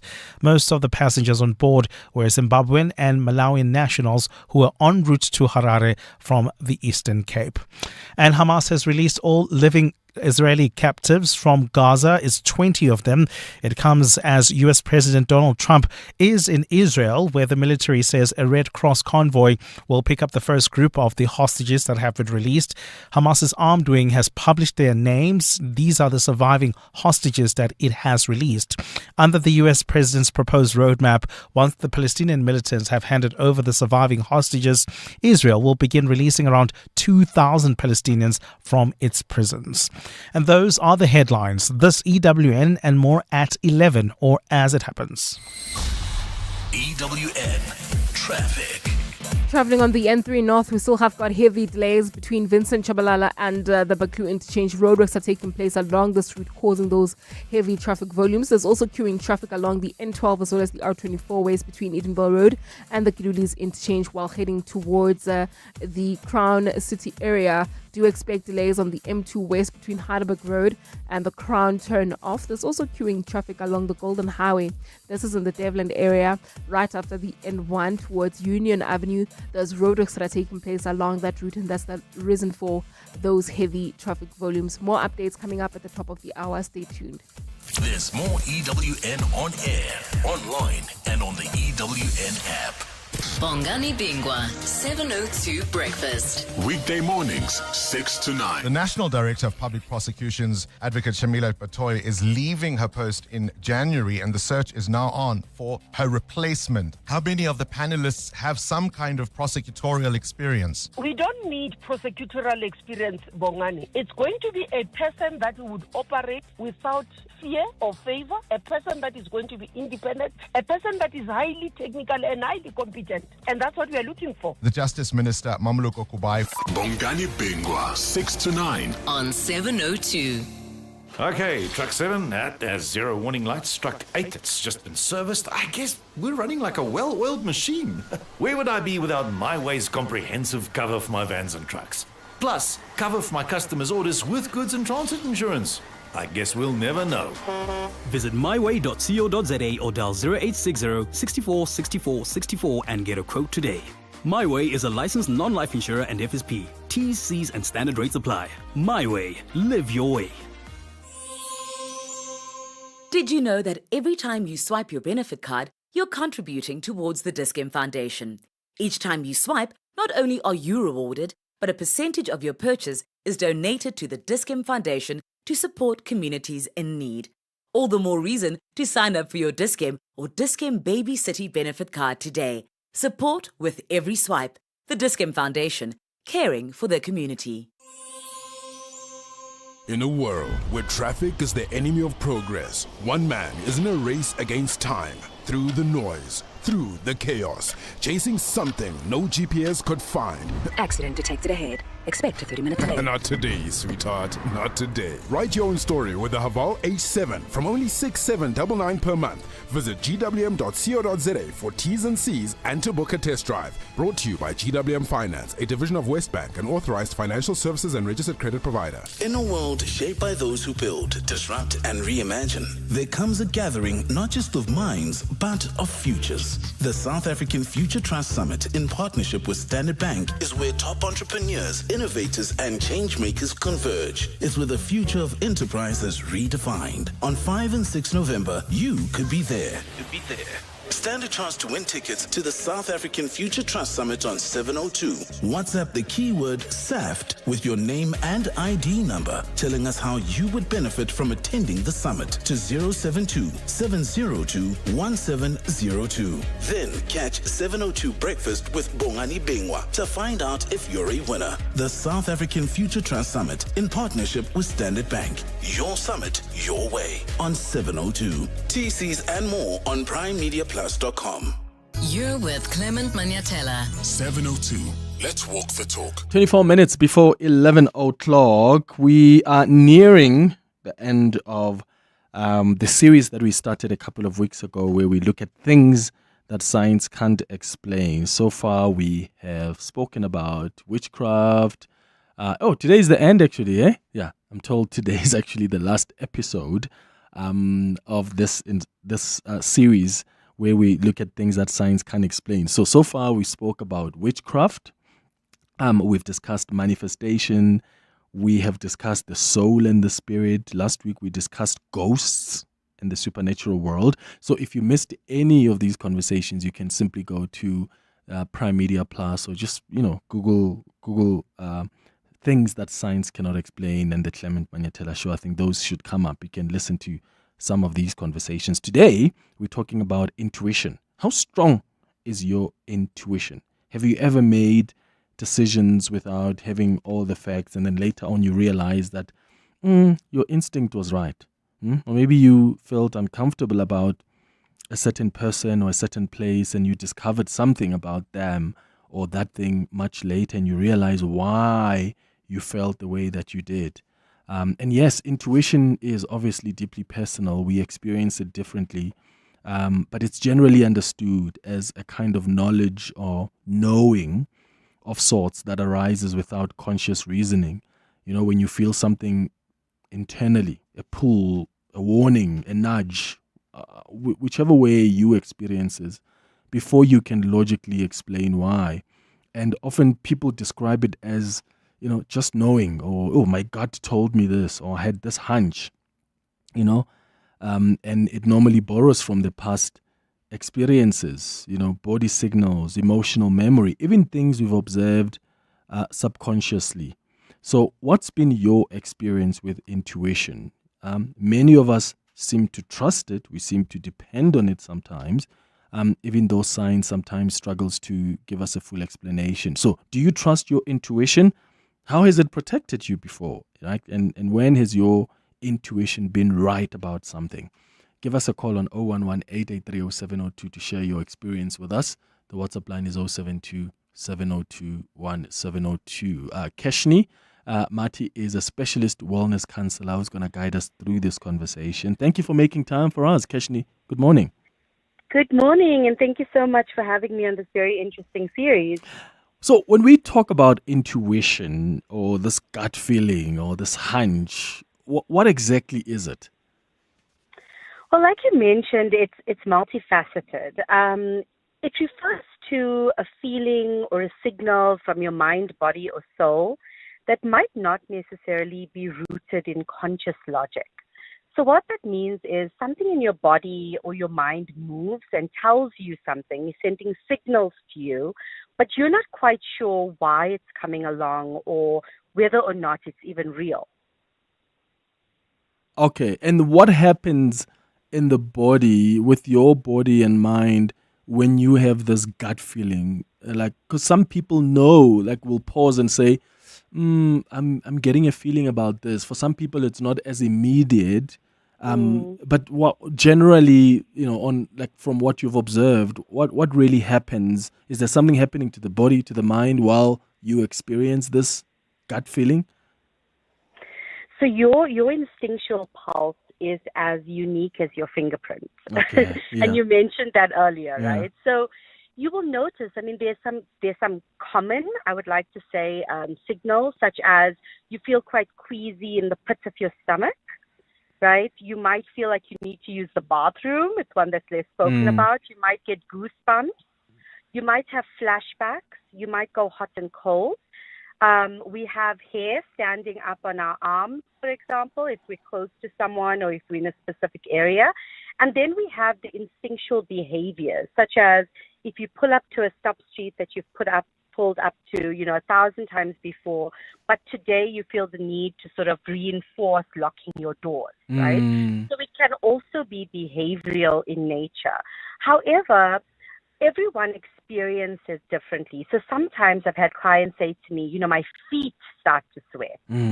Or I feel that I suddenly feel almost like I can't breathe, short breathness. These are not common, but they do occur in people. And I think that the real mystery here is, do we read our bodies and trust our bodies, mind and soul well enough to actually lean into these feelings, to be able to recognize if they are valid or if they are based on an event that we have witnessed or heard about. And why do some people dismiss this gut feeling, as maybe not real or not reliable, and then they'll of course explain why they had to go a particular way, even they did feel something, but they didn't know that was perhaps a feeling that needed to be, or a voice that needed to be listened to. From your experience, do you have people that often will come back and say, oh my goodness, I know I went the opposite way, but I was warned about that. I should have known better. I should have listened to my voice. I mean, I've had lots of my friends say that. Yes, absolutely. And I think it has a lot to do with personality and experience. So let's not paint an ideal picture. Sometimes our gut and our instincts can lead us astray when we're younger or when we're excitable. Okay, so we learn those lessons and we learn not to trust our instincts and gut and to second guess. We also, socialization, sometimes doing the right thing as per your instinct could make you a social outcast, to make people look at you strangely. So there's that aspect of it as well. There's also trauma. And I cannot emphasize this, enough, that when people have experienced trauma or childhood trauma, they do sometimes cut off their instincts and gut. And that is something that is synonymous with trauma survivors, but it can also be the opposite and it becomes heightened. So socialization, overthinking, too much logic, fear of the unknown, these are all reasons why we second guess our instincts. Yeah. And what builds that instinctive feeling? Because they are different. We come from different cultures, from different spiritual traditions. And I often wonder how these factors influence our intuition. It influences it greatly. The larger your faith, the more that you interpret what you hear and feel as coming from, and I want to say, the divine or your belief system. Okay. However, what I do want to also emphasize is that a lot of people do experience and label and quantify or describe this gut feeling as different things, right? So we also have to be conscious that it is not a one sort of brush stroke for all here, and that we need to define. So how do we harness it? Well, we sit by ourselves, and it's hard for people to sit by themselves. It's not normal. And we start to listen to what our body is saying to us. So how does my body feel when I'm near a person or an event, before I go to a meeting, before I make a decision? What are the common and repetitive things that happen to me to warn me against danger or to push me towards good things happening? How much of this is fear and learned, and how much of it is what I felt since I was a child, you know? I mean, as parents, I'm a parent of two, and sometimes I'm guilty of minimizing my child's instincts. So they say, Mom, it's a great thing, I want to do it. And I say, but have you thought about A, B, C, or D? You know? So I and we've all experienced that. So it's getting to know yourself again on a primal rewilding experience to say, okay, I would not hurt myself. So let me sit down and figure out what are those little nudges, like you mentioned earlier, that are telling me that this is the right thing to do. And then I will use everything that I know to be able to measure out the risk of doing that thing for the long term. Yes. Do you have a strong intuition? 011-883-0702, has it guided you before Have you gotten it right? And you thought, oh my goodness, this is actually quite scary. Or are you a type of person that doesn't really trust your gut feeling? Because you maybe believe that you've been led astray in the times that you've listened to that voice, if you describe it like that. The WhatsApp line is 0727021702. Let's listen to some of your experiences. Good morning, Michael Owen Sons here, and I am responding to the conversation about intuition. I think what's interesting about intuition is that it points to an aspect of reality that we aren't fully aware of, that we aren't fully in control, but it's still something that tends to guide us, something that tends to protect us, something that tends to reveal to us information about the people around us, about certain situations, about what could protect us. I do think it is something phenomenal. I think from a Christian perspective, one could lead it to the Holy Spirit just being a godly part of God that is inside of us, guiding us to what is right. So I think there's so many different manifestations of it, and I think it is interesting that we don't know everything about reality that we think we know. Yeah, absolutely. Yeah, absolutely. And I've got some people as well who also call it the Holy Spirit, Keshni. There are people who are saying, for me, it's the Holy Spirit. So, can you does that make sense then to relate it with that? You can relate it to whatever brings you peace and security. And this is important. We've had some clients say it's the Holy Spirit, others say it's God, others say it's past loved ones. We've had just numerous number of input here in terms of how people see it. And the most important thing is people do adopt the philosophies that they have lived, or you can create one around what you think it is. Some people just say, it's myself, my inner child, talking to myself. And that's okay too. But the inner child can also be responding to, it could be trauma. So how do we then distinguish between intuition that is helpful from the gut reactions that might be as a result of, fear or bias or, our trauma responses? It's such a good question. So I normally ask a question to my clients and I say, how has this served you? Or how has this worked for you in the past? And that is a good key indicator of what you are feeling. A lot of people, and I will say the majority of our population, have experienced trauma, but not all of them walk with trauma. Some will walk alongside it, right? And so when you're making these decisions based on your gut instinct, it is to trust self, but it's also to go in and lean in deeper into, am I avoiding the situation because of what has happened to me before, or am I avoiding the situation because I just know and feel that it is not the right thing for me? And there is no scientific logic with regard to, a blanket approach to this. We are only just starting to understand the metaphysical side of wellness and of care, really, and how we deal with situations. Yes. Let's go to some calls now. Lindani, you calling from Krugersdorp. Good morning. Morning, Clement. Thank you for taking my call. Clement, I just wanted to share my experience as well on intuition. This year, I gave someone a lift. I was driving on N3 coming from KZN. Gave someone a lift, and on the last toll gate here at the Hope Plaza, and then I started having this intense feeling over my body that I couldn't explain at the time as to what was it all about.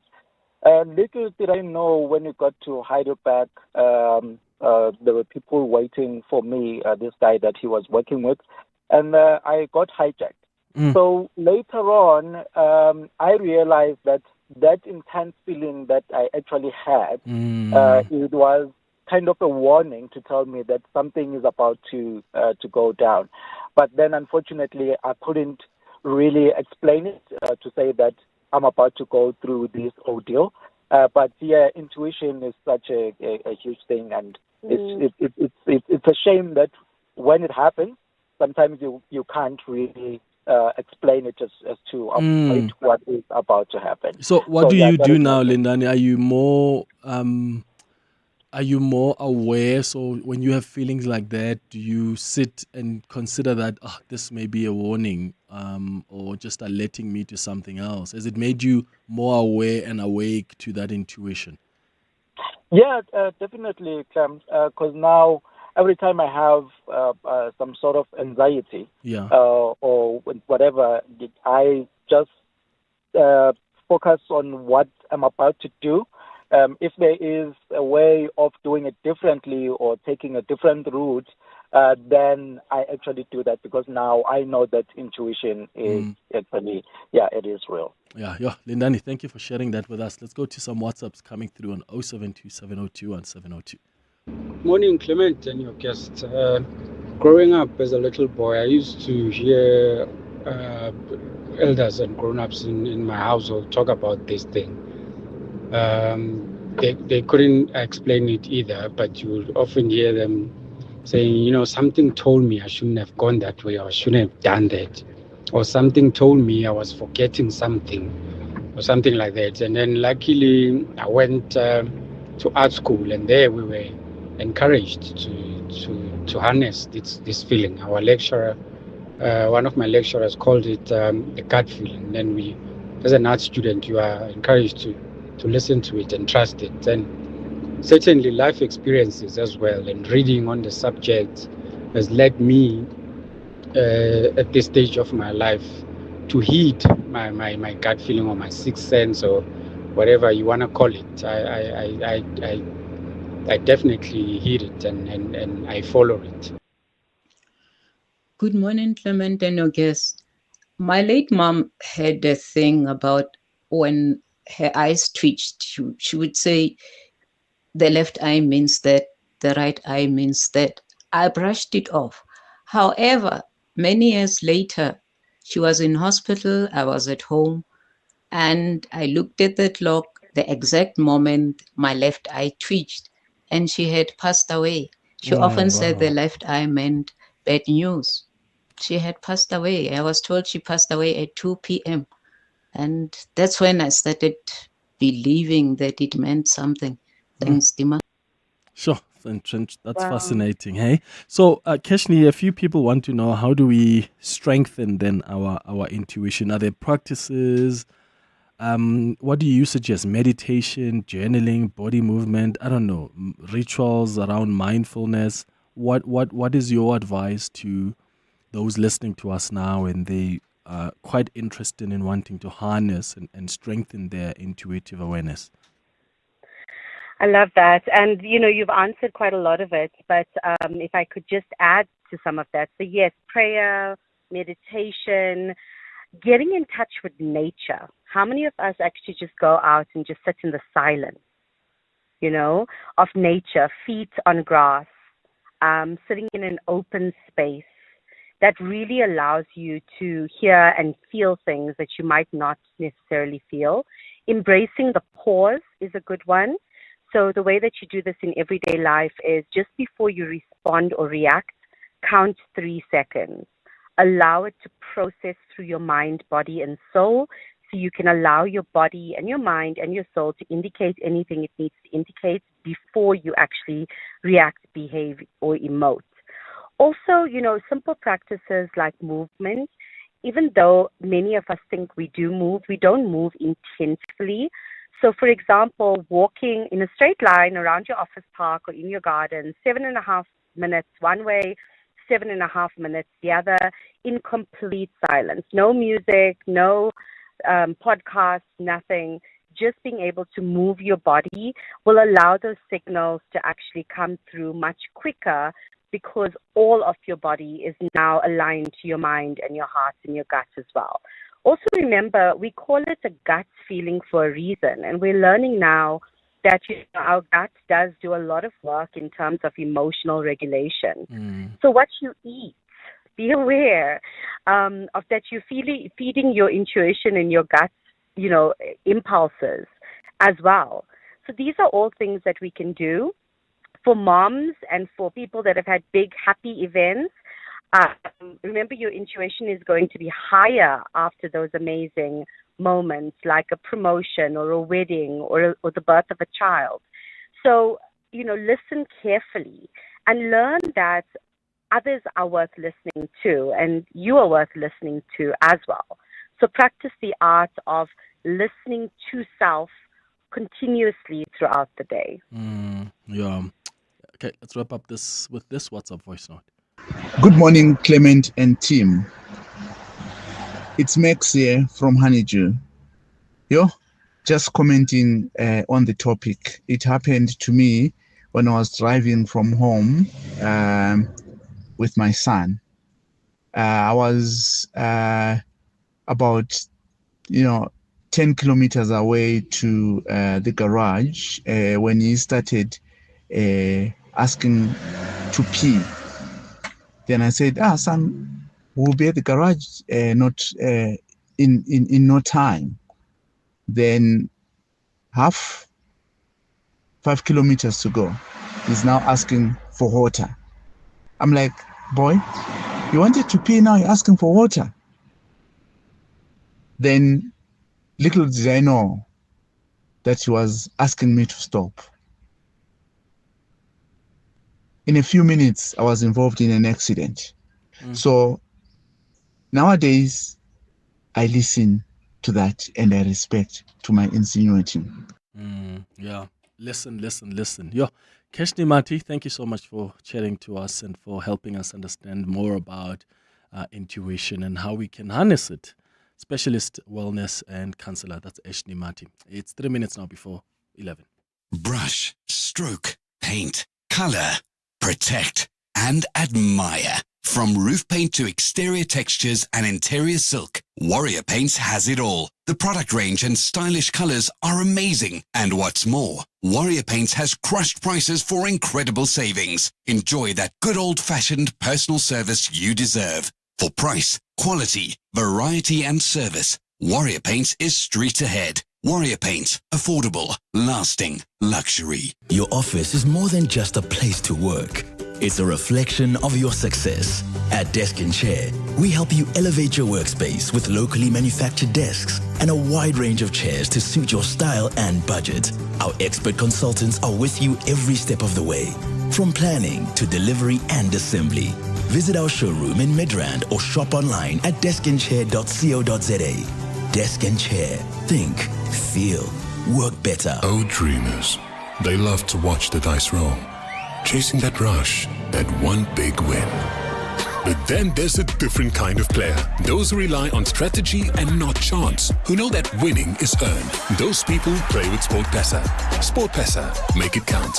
SportPesa is licensed by the Western Cape Gambling and Racing Board. No person under the age of 18 permitted to gamble. National Responsible Gambling Program toll-free counseling line 0800 006 008 or WhatsApp help to 076 650 710. Winners know when to stop. 702 was in conversation with MTN on 702 Drive with John Pillman this Customer Service Week, discussing their mission to serve you better. No, it's really trying to listen to what customers want. Yes. So we've taken the app and we've listened to customer feedback and we've moved some things around, put stuff that makes more sense to customers up front and on the screen. It's also now customizable, so you can move your tiles around the way you want it. And then, of course, new features, things like switching on roaming or on off is now on the home screen, things like getting your bill easily, all things that customer asked us for. Our authentication method is now facial biometrics, so that's also now in the app. So all these things help us to make the things that customers want rather than just the things we think are important to customers. Visit mtn.co.za today for more. MTN, making every connection count on 702.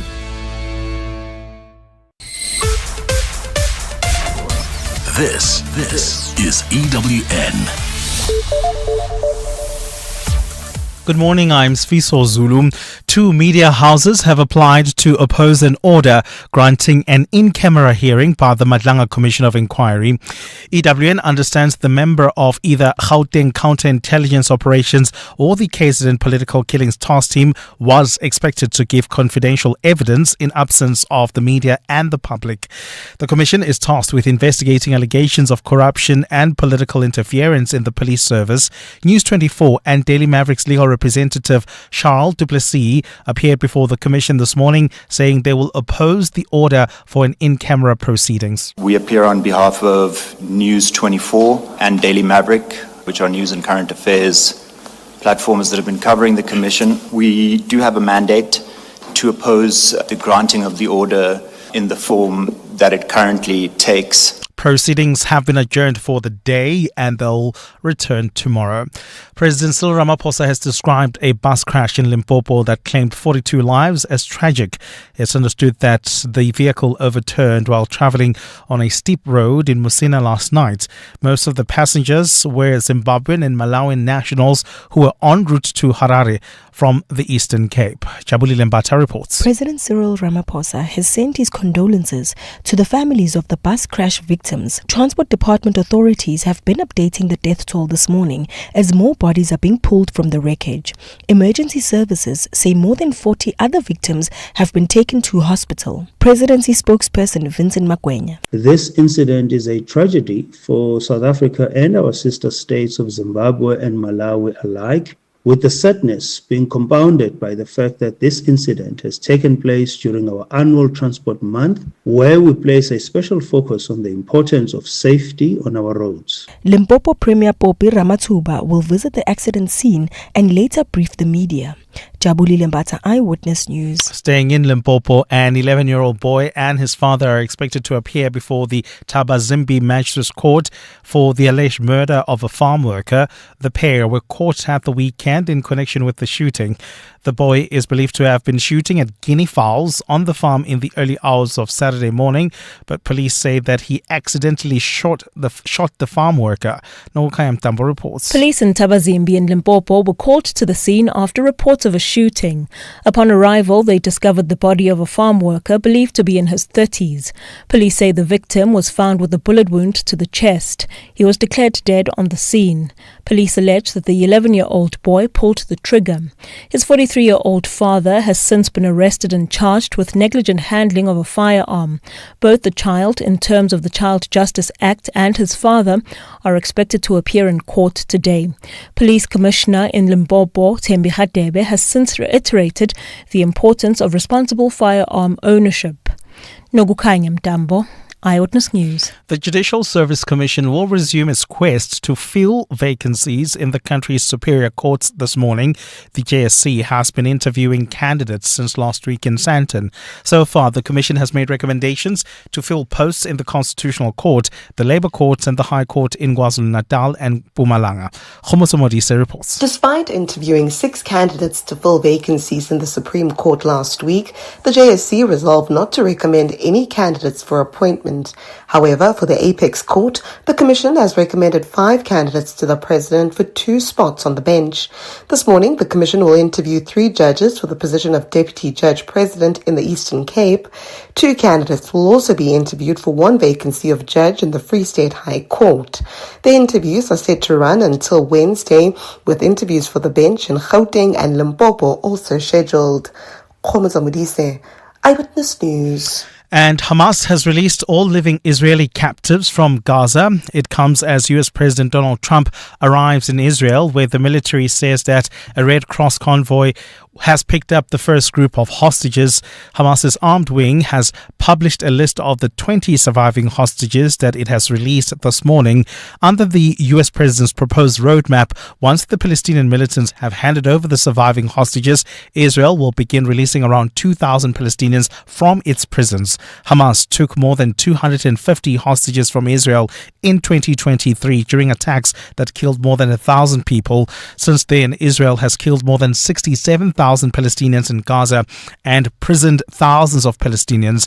Trump says he will head to Egypt, where the truce was made to celebrate the Gaza ceasefire. So this is going to be a very special time, and I guess if you read your own papers and your own networks, everybody's very excited about this moment in time. So this is a very special event. They had 500,000 people yesterday and today in Israel, and also the Muslim and Arab countries are all cheering. Everybody's cheering at one time. That's never happened before. Usually if you have one cheering, the other isn't. Gold is trading at $4,057.96 an ounce. The rand is at 17.30 to the dollar, 23.11 to the pound, 20.11 to the euro. Brent crude oil is at $63.74 a barrel. And in the traffic, we still have got heavy delays on the N3, both directions of this route, between Vincent Chabalala Road and the Baklu interchange, heavily backed up due to those roadworks that are taking place, while in Isando, some delays on the R24 west towards Barber Road coming out of the Owartambo interchange. Please be on the lookout there. A partly cloudy day in store for Gauteng. The temperatures will peak at highs between 28 and 31 degrees. The top story in EWN this hour: 2 media houses have applied to oppose an order granting an in-camera hearing by the Madlanga Commission of Inquiry. EWN, in touch, in tune, and independent. For the latest, visit ewn.co.za or download the EWN app. You're with Clement Manyathela On 702. Let's Walk the Talk, streaming on the Prime Media Plus app, DSTV channel 856. 92.7 and 106 FM.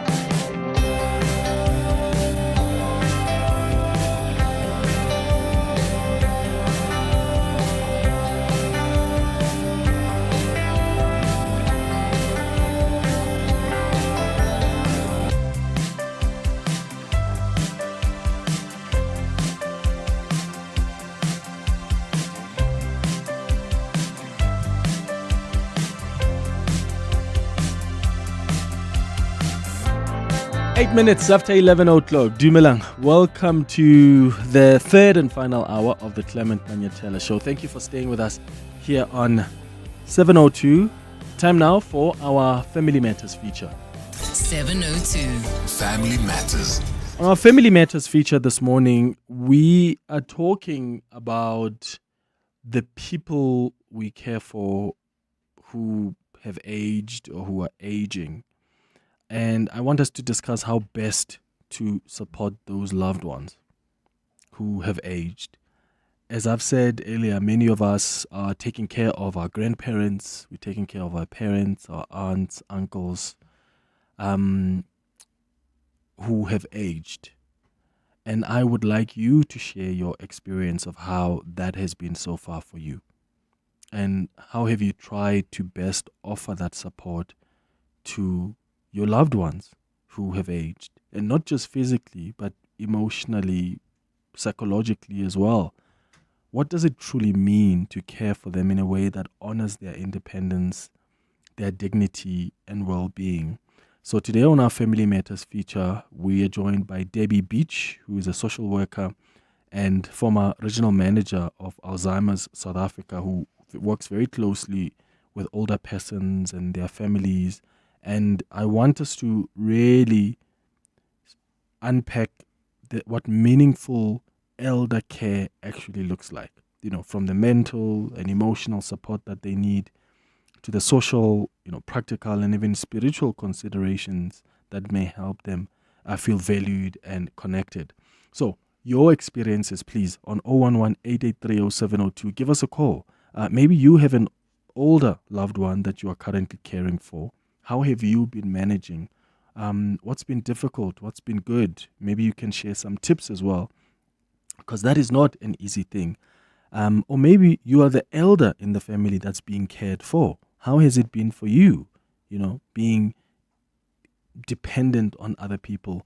That can be a lot as well for those that are being cared for. So we will take your calls, we'll take your WhatsApps as well as we continue with this conversation. Debbie, welcome to the show. Good morning. Thanks. Morning, Clement. Yeah, this is such an interesting conversation. I was raised when I was much younger by my maternal grandparents, and then when I finally moved to live with my mom and dad, we lived with my paternal grandmother. So I remember very well the care for an elder until they actually, pass away. And it's just been so interesting reflecting on just how it can get on you, but I also used to reflect on how they feel on the other side, because it's like children are now parenting the elders, and it's never been quote unquote designed that way. So it's always awkward to be on the other side, where now you tell your mother or your dad or your grandparents what to do when they used to be the ones that do that. So let's just start with your experience first. Like, what are some of the most common emotional or psychological challenges that the elderly face when they age, and do we actually understand that as families and know how to respond to those? I don't think we really fully understand what it's like. You know, there's a saying, aging is not for sissies. And I think there's a lot of truth in that. You know, it's characterized by loss of independence, loss of friends. You outlive your friends. Some of our elderly even outlive their family. And starting to be reliant on other people for even the most basic things. So what I see is that the world of our elders starts to shrink. They're not as independent. They're not as mobile. They can't get up and go and do the things that they always did without thinking. And it's a phase of life that is incredibly frustrating.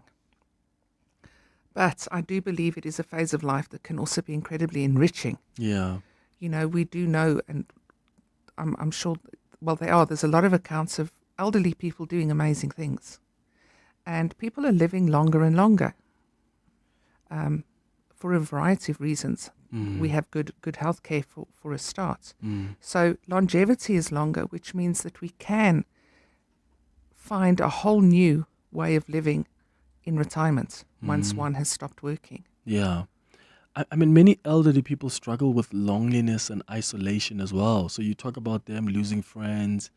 And sometimes I used to, and maybe that's something they enjoy because we lose the appreciation of spending time by ourselves. But I used to see my grandmother just sit by herself and do nothing and just sit there thinking. And I used to think, how are you doing that? Like for just over an hour, you're just sitting there and thinking.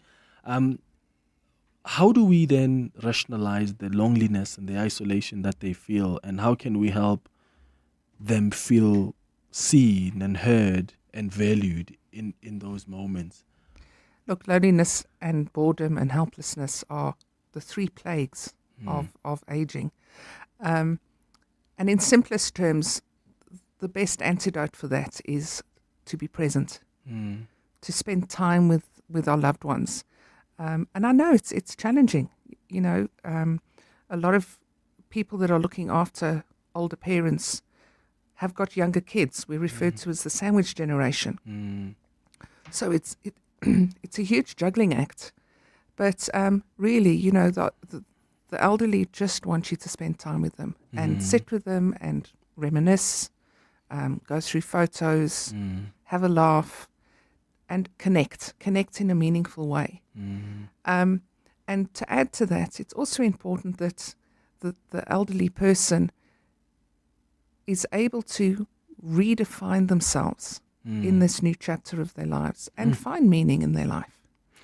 And I find that sometimes we want to redefine that for them, which then goes back to the issue of independence. Like, how do we balance supporting our elders and allowing them to keep their sense of independence and dignity while also doing things that we think are best for them? Because I do find sometimes we take decisions for them.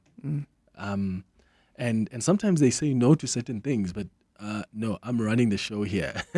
You are old. I think I'm caring for you, so I'll decide we're gonna go to this hospital. This is the medication we're gonna take. We're no longer gonna eat that, etc., etc.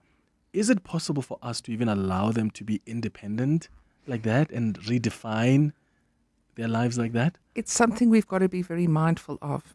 And you know, I know if you take an elderly loved one to a doctor, for example, most of the doctors will talk to you and not to the actual patient. Exactly. One of my residents actually said, you know, you reach a certain age and you become invisible. And I don't think it's always intentional. It's not always done with malice. I think because often life is busy and it's quicker and easier to speak to the child or for the child to make those decisions than to wait for granny or granddad to make those decisions, because granny and granddad are a bit slower in the decision-making process. And we're rushed and we're busy.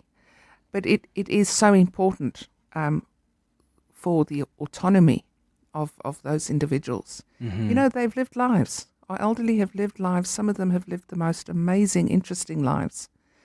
and they've brought up children, they've been executives, or they've made a difference in their world, and we really need to acknowledge that. We need to value our elders and the wisdom that they hold. And they're always so free giving in that wisdom. And one of the things I certainly miss about my grandparents is just sitting with them and doing nothing and just taking in that wisdom.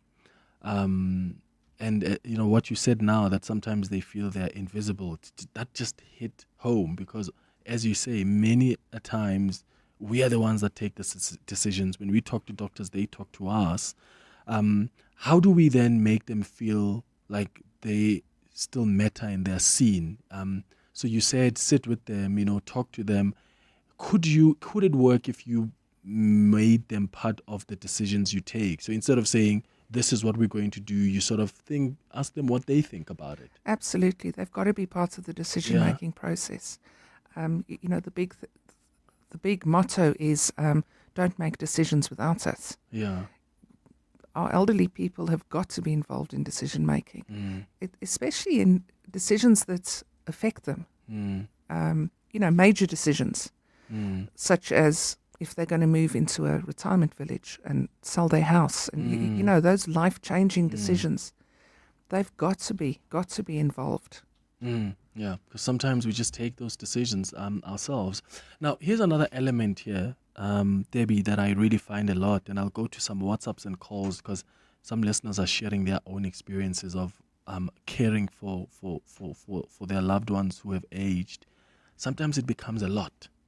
It does. And there's a guilt that some of these grandchildren or children sort of feel because maybe you've just gotten married and your partner or your spouse doesn't want your mom to come live with you guys, or your dad, and you now have to take the tough decisions of sending them to a retirement village or a retirement home of sorts. And sometimes you feel the guilt, or you've hired a nurse because you're unable to really be there for your parents who are old, every single week. Or maybe you do live with them, but you can feel that there's a toll that it's taking on you.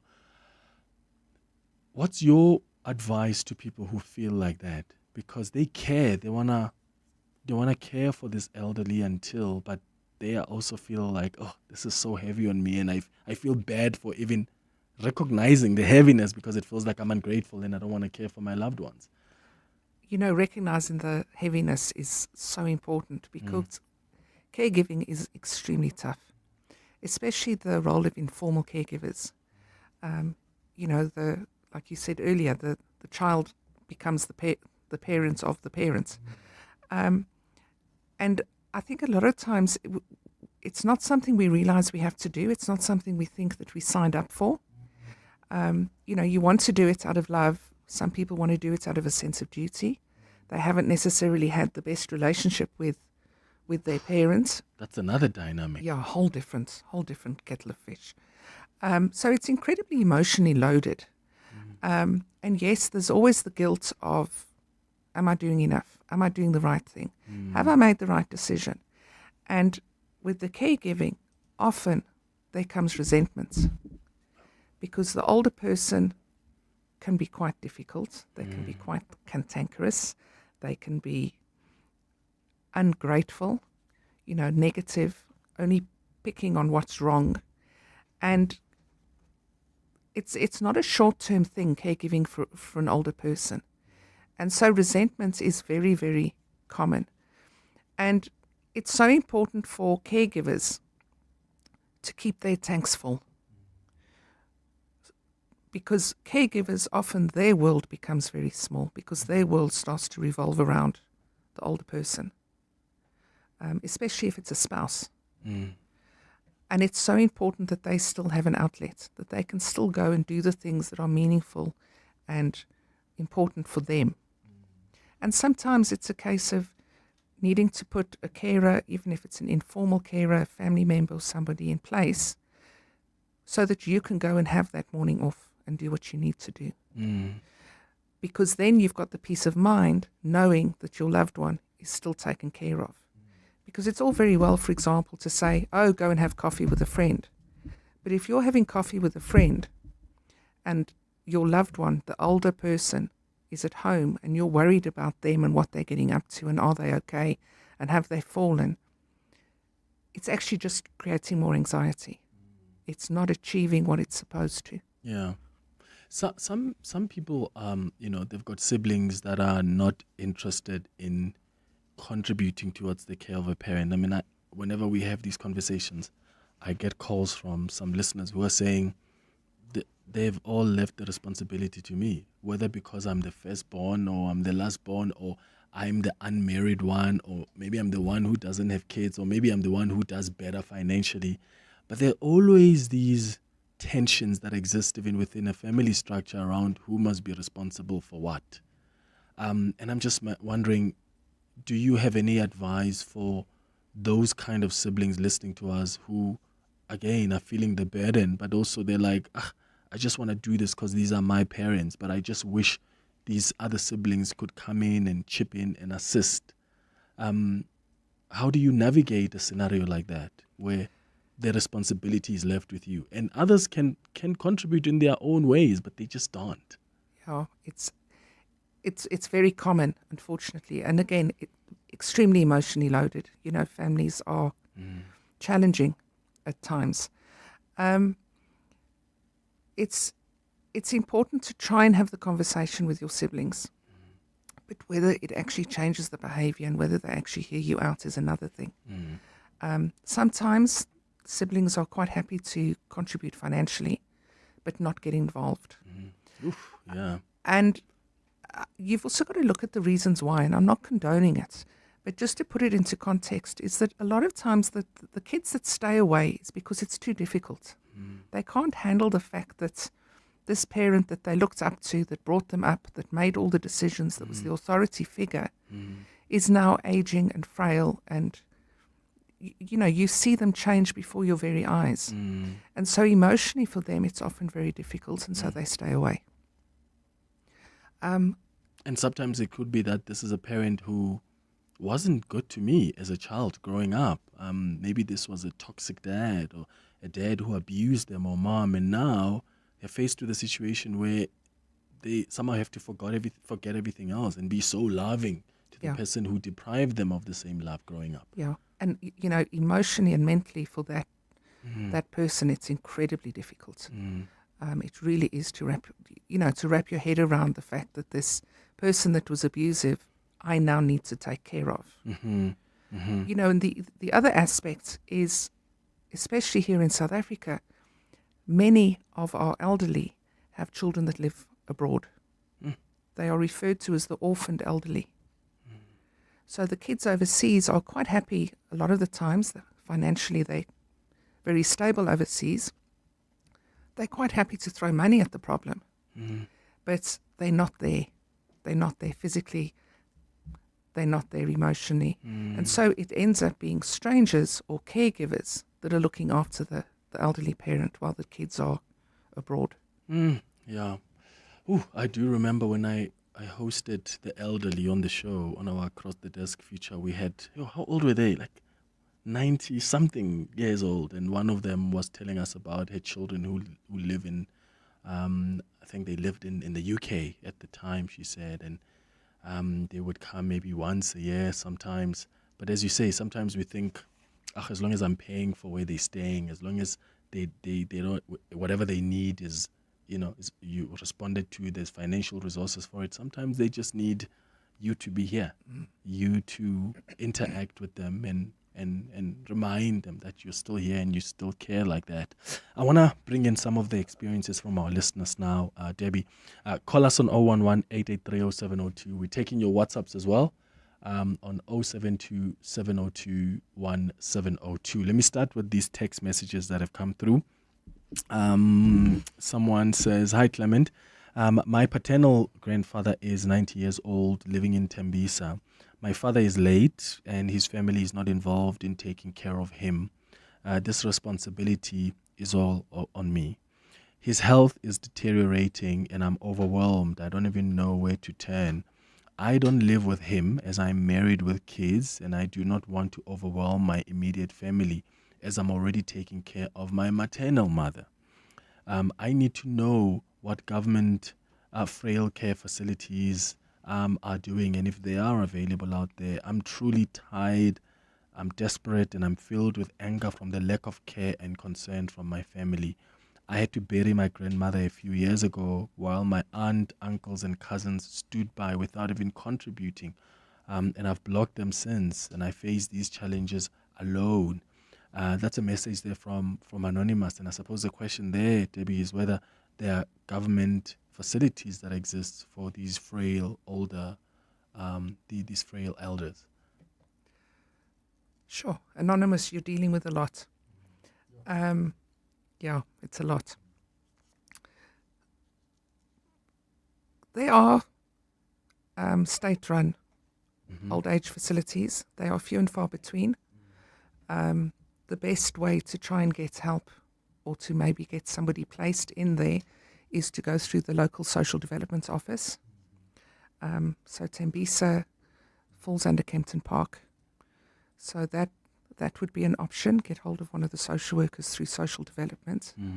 But what I would also like to suggest for you is to maybe consider getting hold of a support group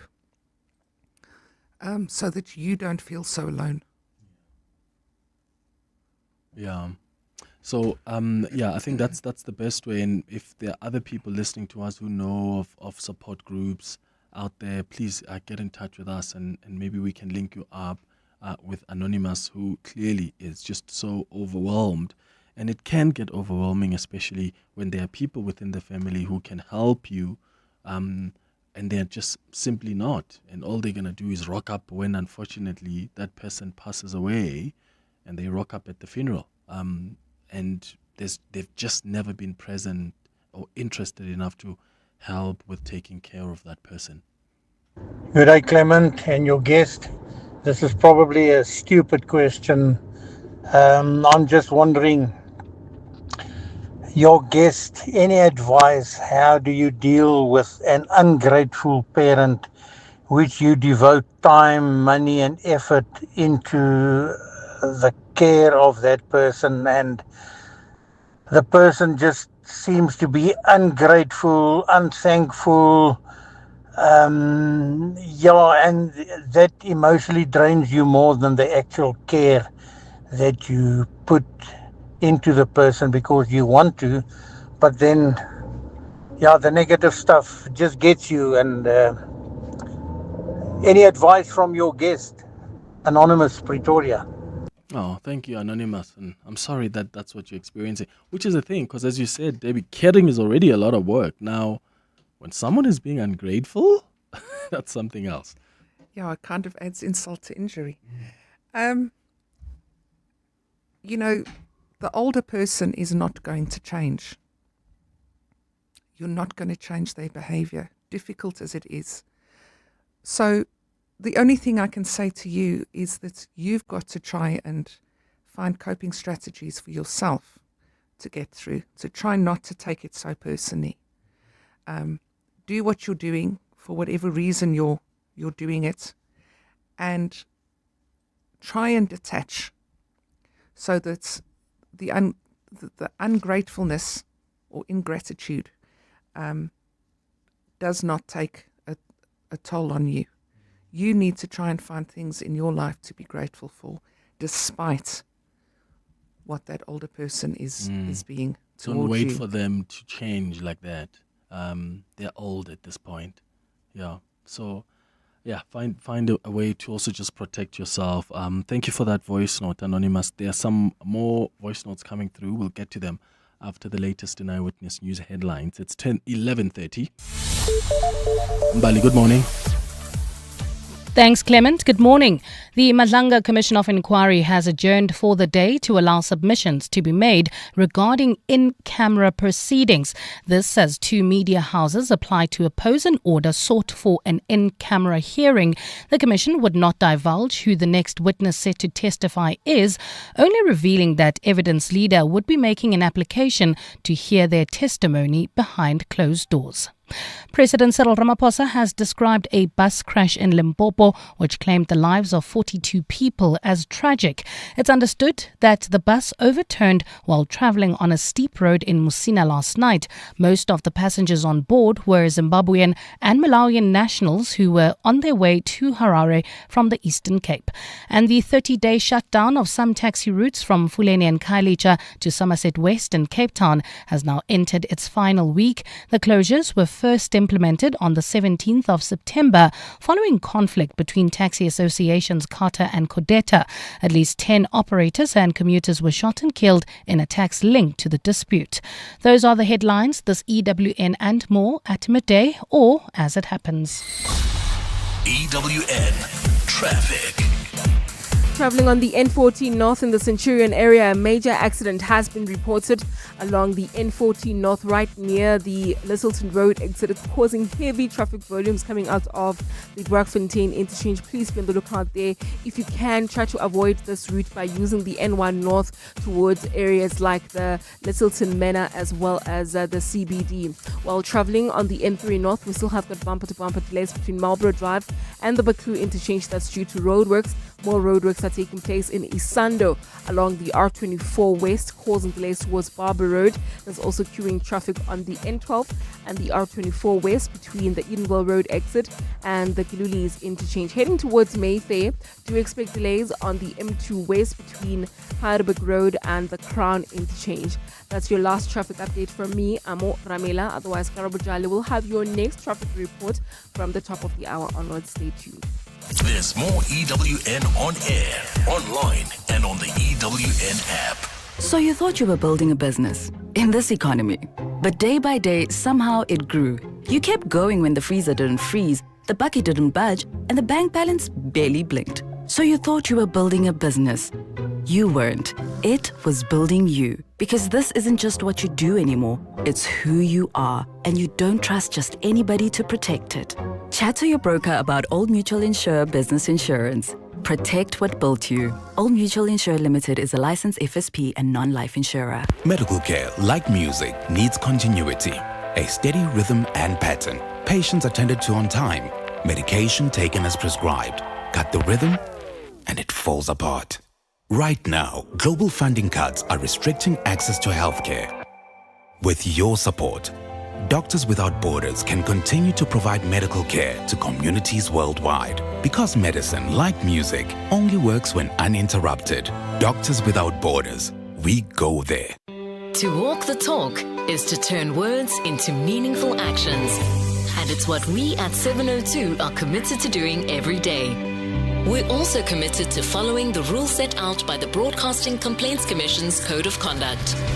To give you balanced programming, fair comment, and accurate news. But if we stumble along the way and you feel we're not living up to the code, let us know on comment@702.co.za. And if after that you're still not happy, you can direct your complaint in writing to the Broadcasting Complaints Commission, PO Box 412365, Craig Hall 2024. For more, visit bccsa.co.za. Looking for real ways to live greener? Then don't miss Green Tip of the Week, your weekly dose of sustainable inspiration. From eco-entrepreneurs to climate champions, we sit down with the people making real change. Catch Green Tip of the Week every Tuesday on Afternoon Drive with John Pellman, 3 to 6 p.m. only on 702. Proudly brought to you by Volvo. It's safe to be brave with Volvo. 702. Family Matters. It's 25 minutes before 12 o'clock. We are in conversation this hour with Debbie Beach, who's a social worker and former regional manager at Alzheimer's South Africa. And we're talking about caring for the elderly. How has your experience been caring for your loved ones that have aged? How's your experience as an elder who is being cared for? Please share your experiences with us. You can call us on 011-883-0702. We're getting your WhatsApps as well on 072-702-1702. Hi guys, Kia here. I missed you guys. So I'm from a blended family. My dad's first ex-wife has mental issues, like she forgets, it's dementia, something like that, you know.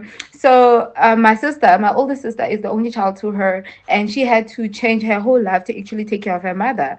And it comes with a lot of emotional toll. It takes a lot from her. Sometimes she even forget that she has to be her own personal, like her own person. You know what I mean? So she usually needs a lot of support in actually taking care of her mother, because sometimes the mother will remember the good things and then sometimes she'll remember the bad things.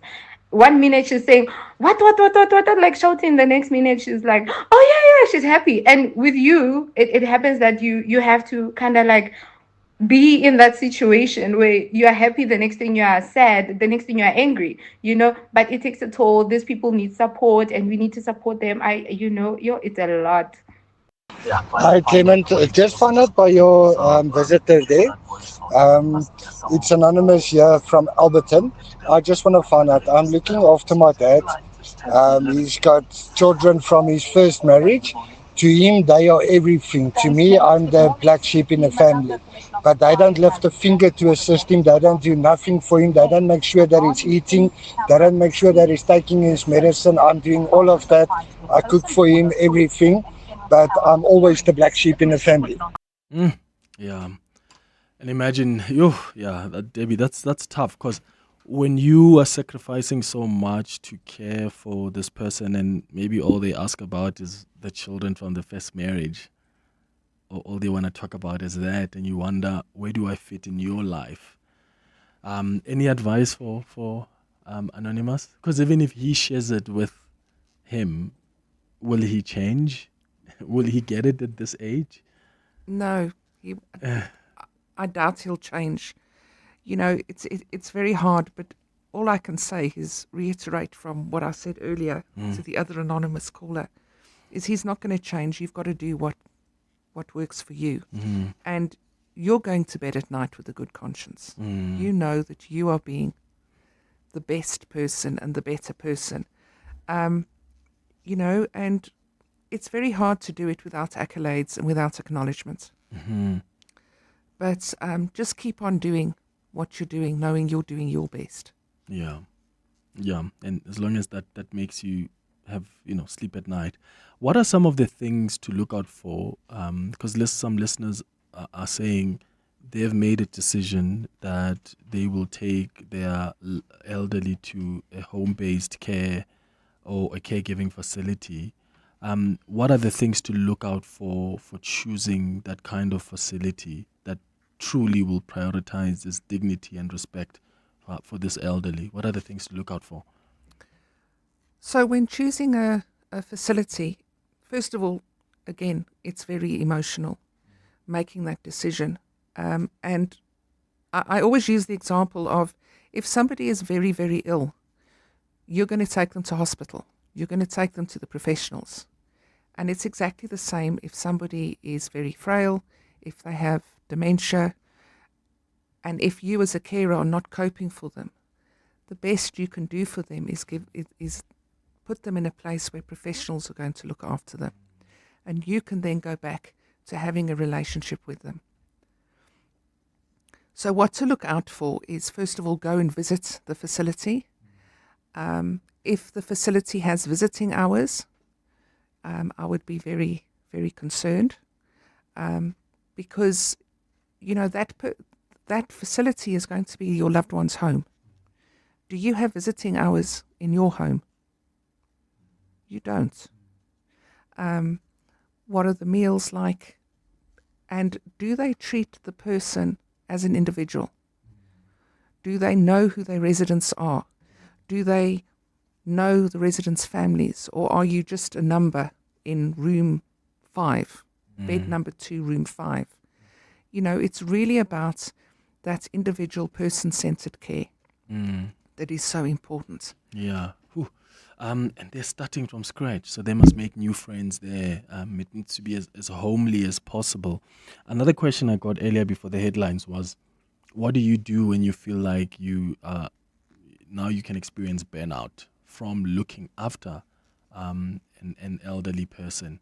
and you don't necessarily have the support. So should you then start considering other facilities? Because what's the point of forcing to be this primary caregiver when you don't really have the time and the capacity to do it? Then there will be deficiencies in the care. So rather than dedicate it to somebody else, because the listener was saying that I don't want to hire a nurse or someone who can stay at home, but I just can't anymore. So my question would be why? Why are they so reluctant to get help? Is it financial? Or is it because they feel that nobody can look after that person like they can? And care doesn't have to be 24/7. It can be a couple of hours in the morning. Care is progressive. But it's so important that the carer is able to have a break because, burnout is very real. Compassion fatigue is very real.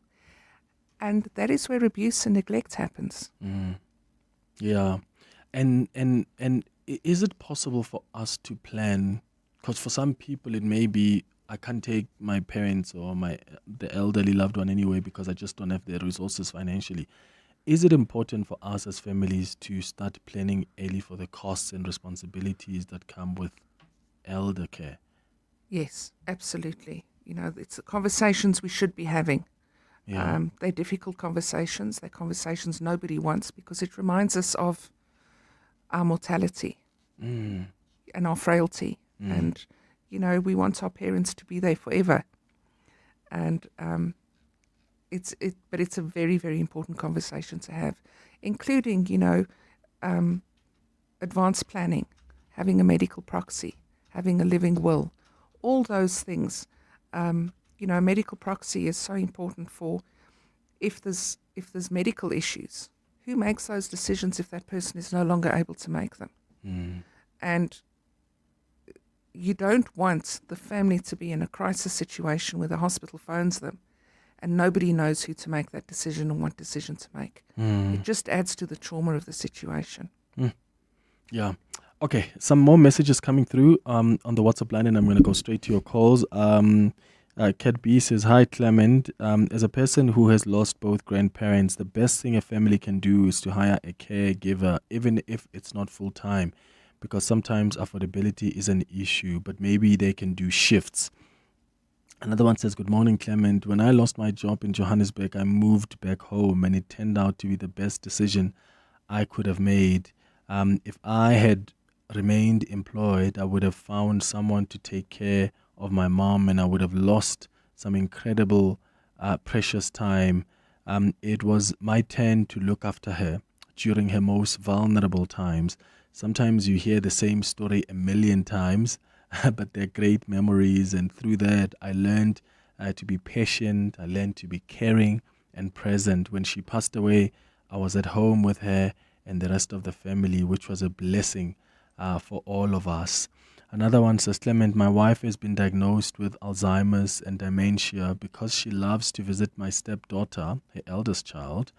The daughter is in frustration turned up at the daughter who was frustrated turned up at our house with an estate agent and demanded that we sell our house and move into an assisted care home. I was very furious and had a fight with her because I am taking care of my wife and we never ask for any help." Oh, that's Anonymous there from Edenvale. Oh, so sad, Anonymous. I hope there's a resolution of sorts to that. Another one says, "Clement, and your guest there, if one has made the decision to stay away from home because it's better for their mental health from past and ongoing trauma, is one expected to get over it?" It's a question on the WhatsApp line. Sure. A very difficult question. Look, you can't get over something like that. It stays with you your whole life. It's about moving on despite. And if you make that decision that you're going to stay away for your mental health and you are happy with that decision, then it needs to be communicated to the rest of the family and they need to respect that decision. And it's a very, very difficult decision to come to. Yeah. Another one says, "Clement, I've lived with my paternal grandparents all my life. They're both in their 80s now, are still quite strong. My grandparents had 5 kids, now with only 4 living children. My late aunt spoiled her siblings. She did everything for her parent to a point that the living children don't know how to share the responsibility, to a point that we, the grandchildren, have to step in to take care of them sometimes without the assistance of my aunts and uncles. Honestly, I'm already doing that. As my father told me when I started working, I should take care of my grandparents as he's stepping away from doing so. My father made it very clear when he cancelled his medical aid, and my sister and I had to take over my grandmother's medical aid expense. My only problem is that I still have my maternal grandmother who I need to take care of, but I'm so financially stretched. And all of this could be resolved with just people coming together and helping each other. Yeah. Because there are people, from what he's sharing with us here, who are working, other grandchildren. But sometimes it's not all of you that are going to see the need in the family for these elders to be taken care of. But it goes back to what we were saying earlier, that so often it ends up being one family member. Yeah, it does. Another person says, good morning, Clement. I looked after my 80-year-old granny, used to wash, also carry her to the bath, even had my spine.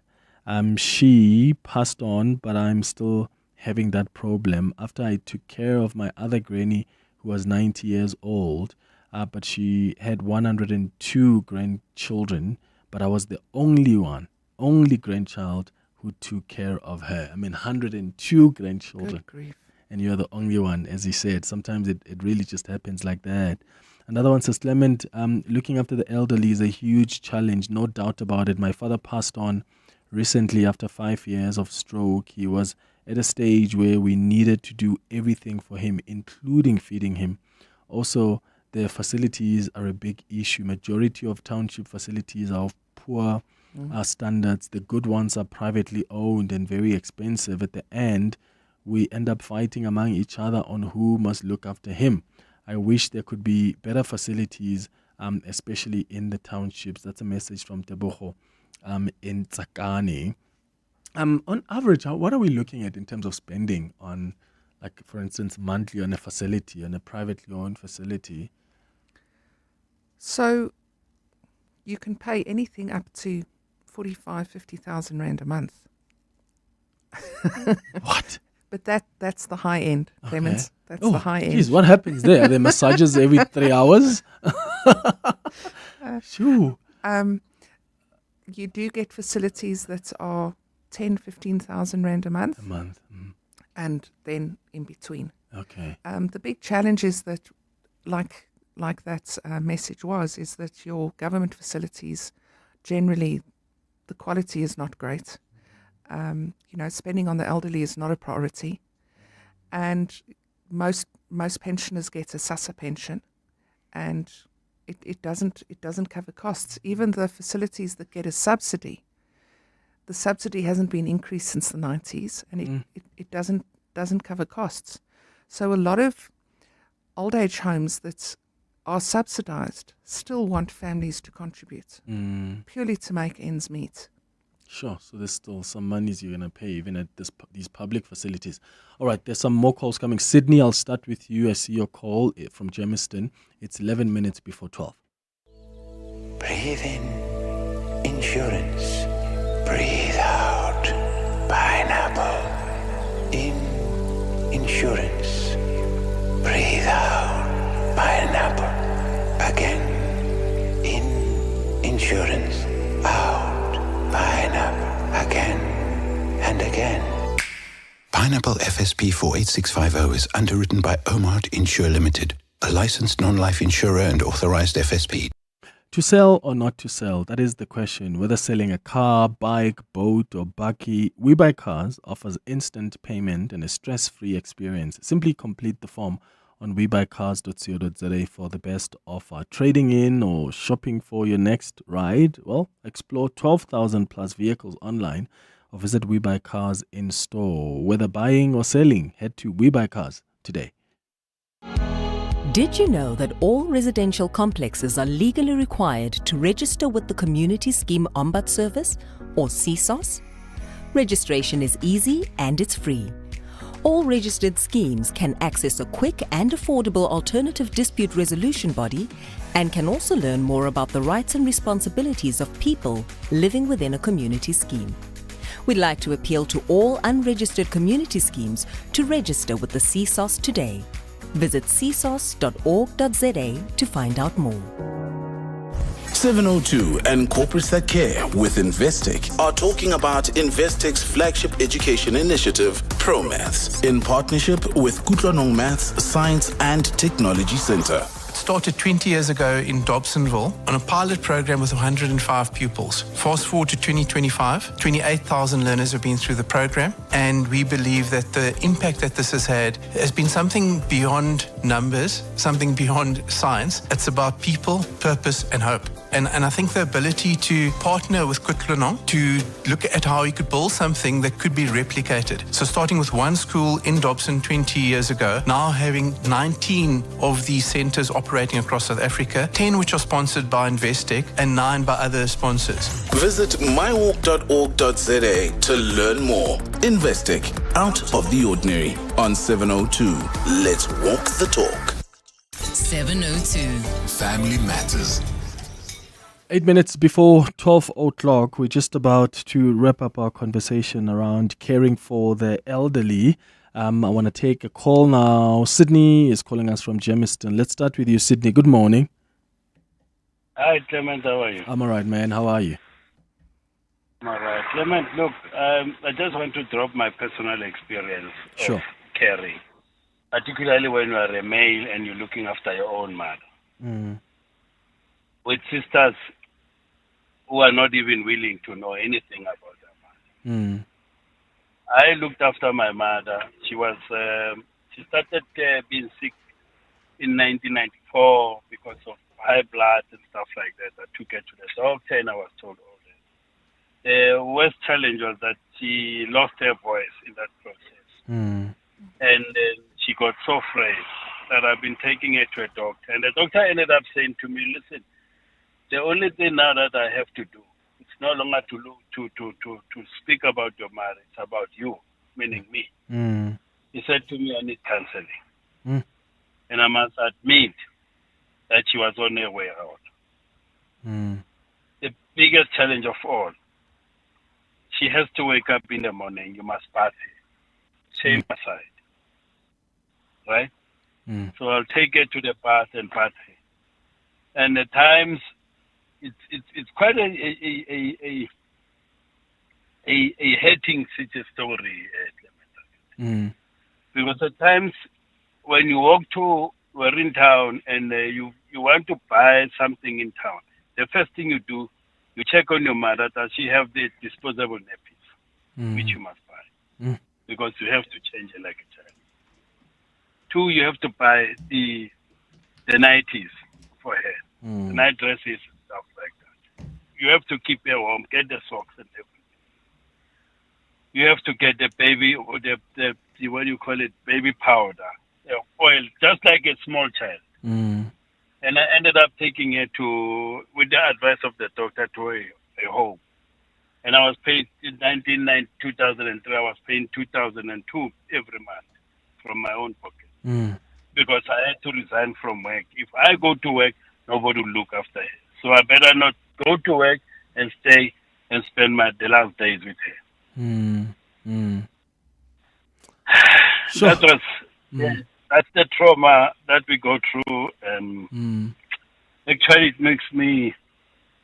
I don't want to relate this much because it makes me cry. Yeah, but you've done what you can, Sydney. And you saw that nobody else was availing themselves to care, and you are the one that did that. So also, I hope you can be kind to yourself and appreciate and acknowledge the kind of contribution you've made in taking care of your mom. Not at my sisters and brothers. I can assure you. My other brother is a lecturer in a varsity overseas. My other brother, he was a doctor in London hospital. He had his own practice in computer. He did his master's in computer science in Belgium University. My sister was working well in government department. Neither of them had contributed even a 1 cent towards the care of my mother.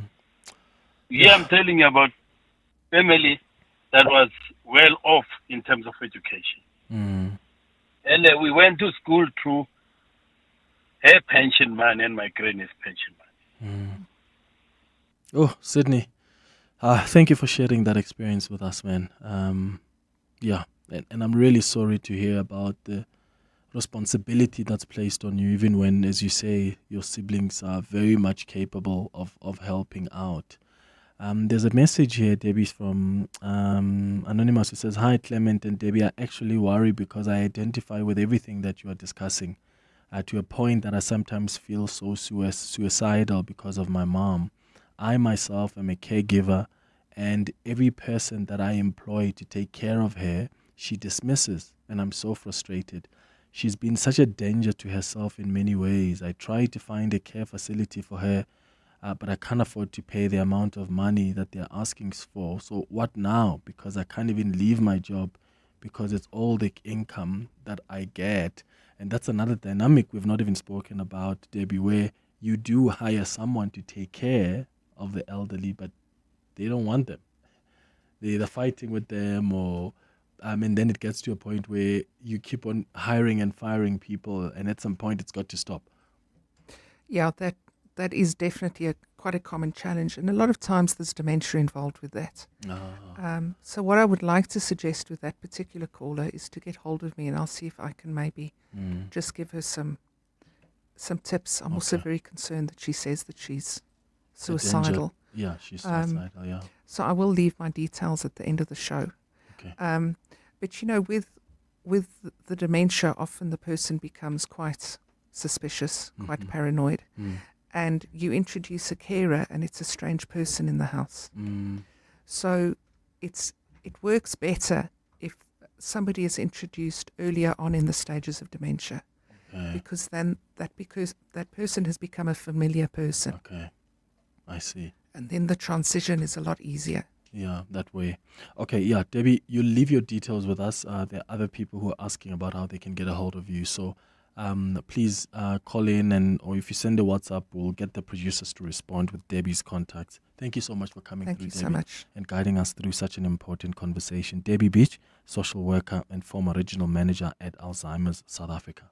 Beyond the roads they built, beyond the maps they drew, lies a place only the bold will know, where mountains rise like giants and rivers test your will. With a 2.4-litre turbo diesel and off-road capability, the GWM tank was born for this. Venture further in the Tank 300 from only $7,999 per month. Visit gwm.co.za for T's and C's and to book a test drive.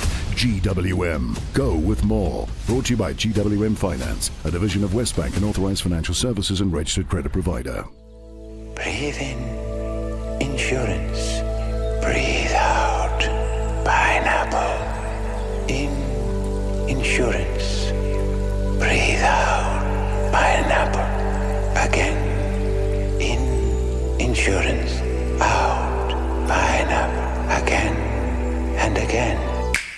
Pineapple FSP 48650 is underwritten by Omart Insure Limited, a licensed non-life insurer and authorized FSP. LLB graduates can fast-track their legal career with the Law Society of South Africa's PVT School for Legal Practice. LPC accredited, this 4-month practice-ready course, which is taught by practicing lawyers, can reduce your PVT contract by 12 months for admission. Study by day, after hours, or via distance at campuses nationwide. The first 2026 intake runs from January to April. Applications close 31 October 2025. Apply now at lssalead.org.za. That's lssalead.org.za. Coming up on the Midday Report. All right, coming up next on the Midday Report, Jane Dutton in for Mendy Winner. How are you doing, Jane? Very well, thank you. I shall keep it brief. There's a delay at the Madlanga Commission. We want News 24 Daily Maverick, want more transparency. Hostage exchange is happening between the Israelis and the Palestinians.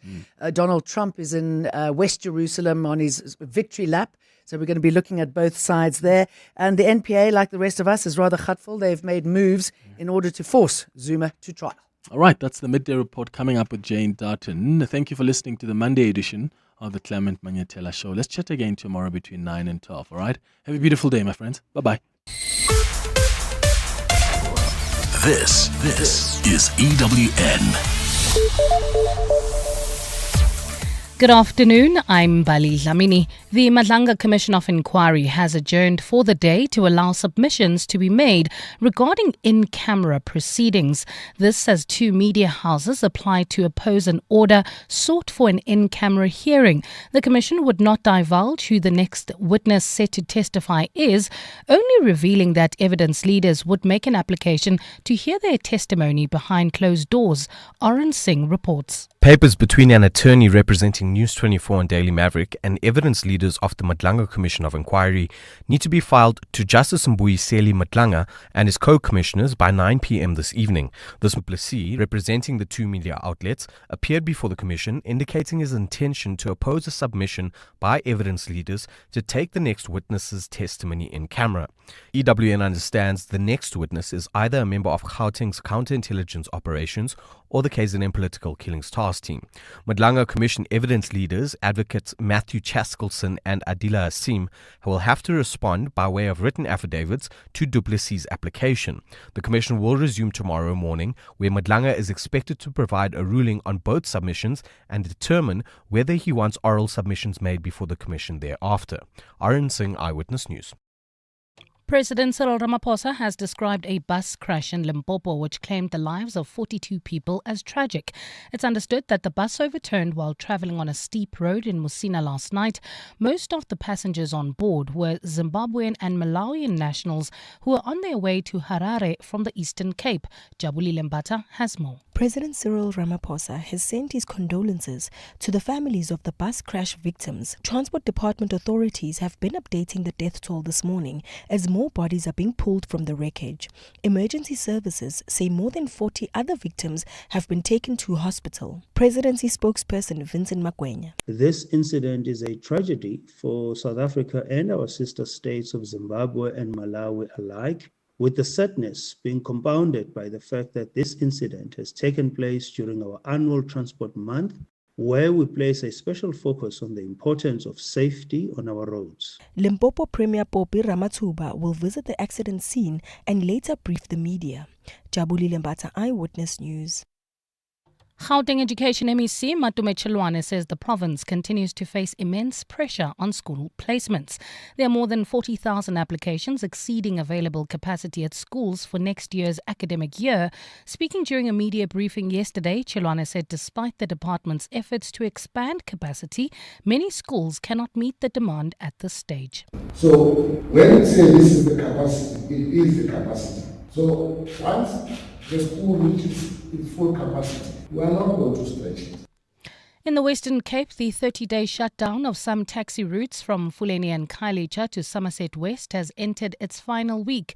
The closures were first implemented on the 17th of September following conflict between taxi associations CATA and CODETA. At least 10 operators and commuters were shot and killed in attacks linked to that dispute. Lauren Isaacs has more. 27 days into the shutdown, the impasse between the taxi associations, CATA and CODETA, is yet to be resolved. CODETA had approached the courts to force the Western Cape government to reverse its decision to shut down routes, but last week the Western Cape High Court dismissed the urgent interdict application. Mobility MEC Isaac Sileku. We call on all parties to return to the table and work towards a lasting, peaceful solution. Meanwhile, the Taxi Peace Ambassador program will today be launched at the Bellville Taxi Rank. Santaco says 16 ambassadors will act as community-based champions of non-violence, tasked with mediating tensions early, promoting accountability, and serving as trusted points of contact for commuters and operators. Lauren Isaacs, Eyewitness News. And Hamas has released all living Israeli captives from Gaza. It comes as U.S. President Donald Trump arrives in Israel, where the military says a Red Cross convoy will pick up the first group of hostages. Hamas's armed wing has also published a list of 20 surviving hostages that it says it has released.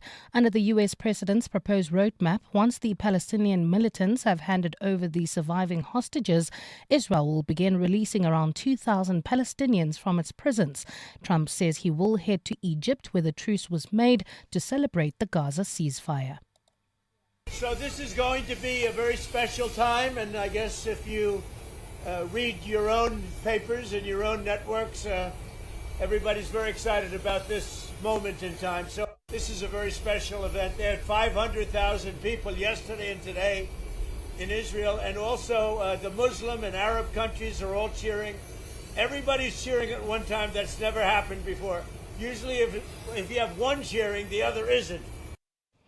Gold is trading at $4,072.08 an ounce. The rand is at 17.31 to the dollar, 23.09 to the pound, 20.07 to the euro, and Brent crude oil is at $63.64 a barrel.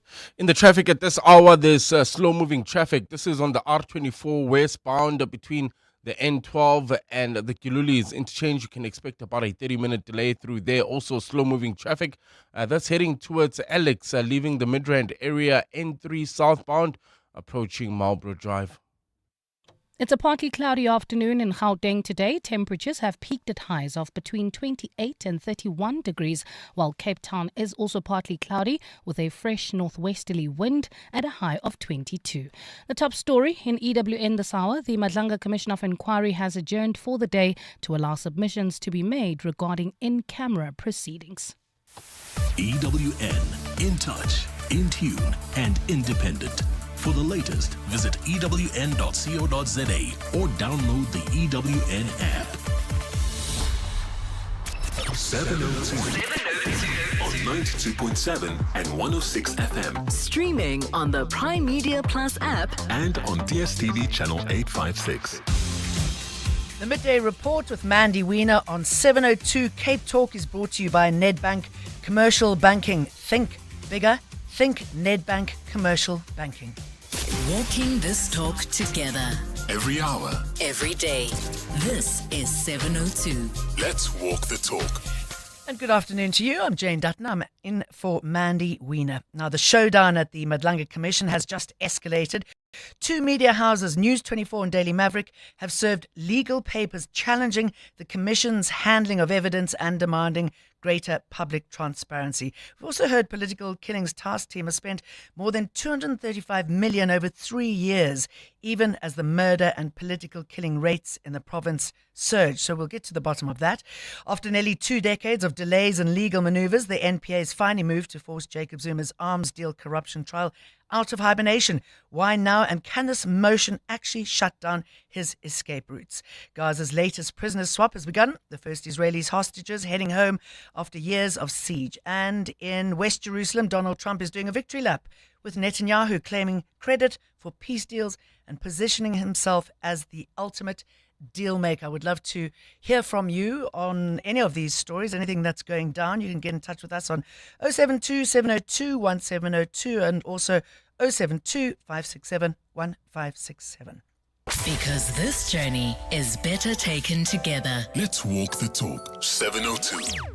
Let's find out what's happening in the ad hoc committee. Suspended Deputy National Commissioner General Shadrack Sabir is giving his side at the hearing. His name has featured at the ad hoc Parliamentary Committee and the Madlanga Commission, investigating accusations into political interference in the police force. Babalo Ndenze is on this story. I believe that there have been delays there too this morning. What's going on?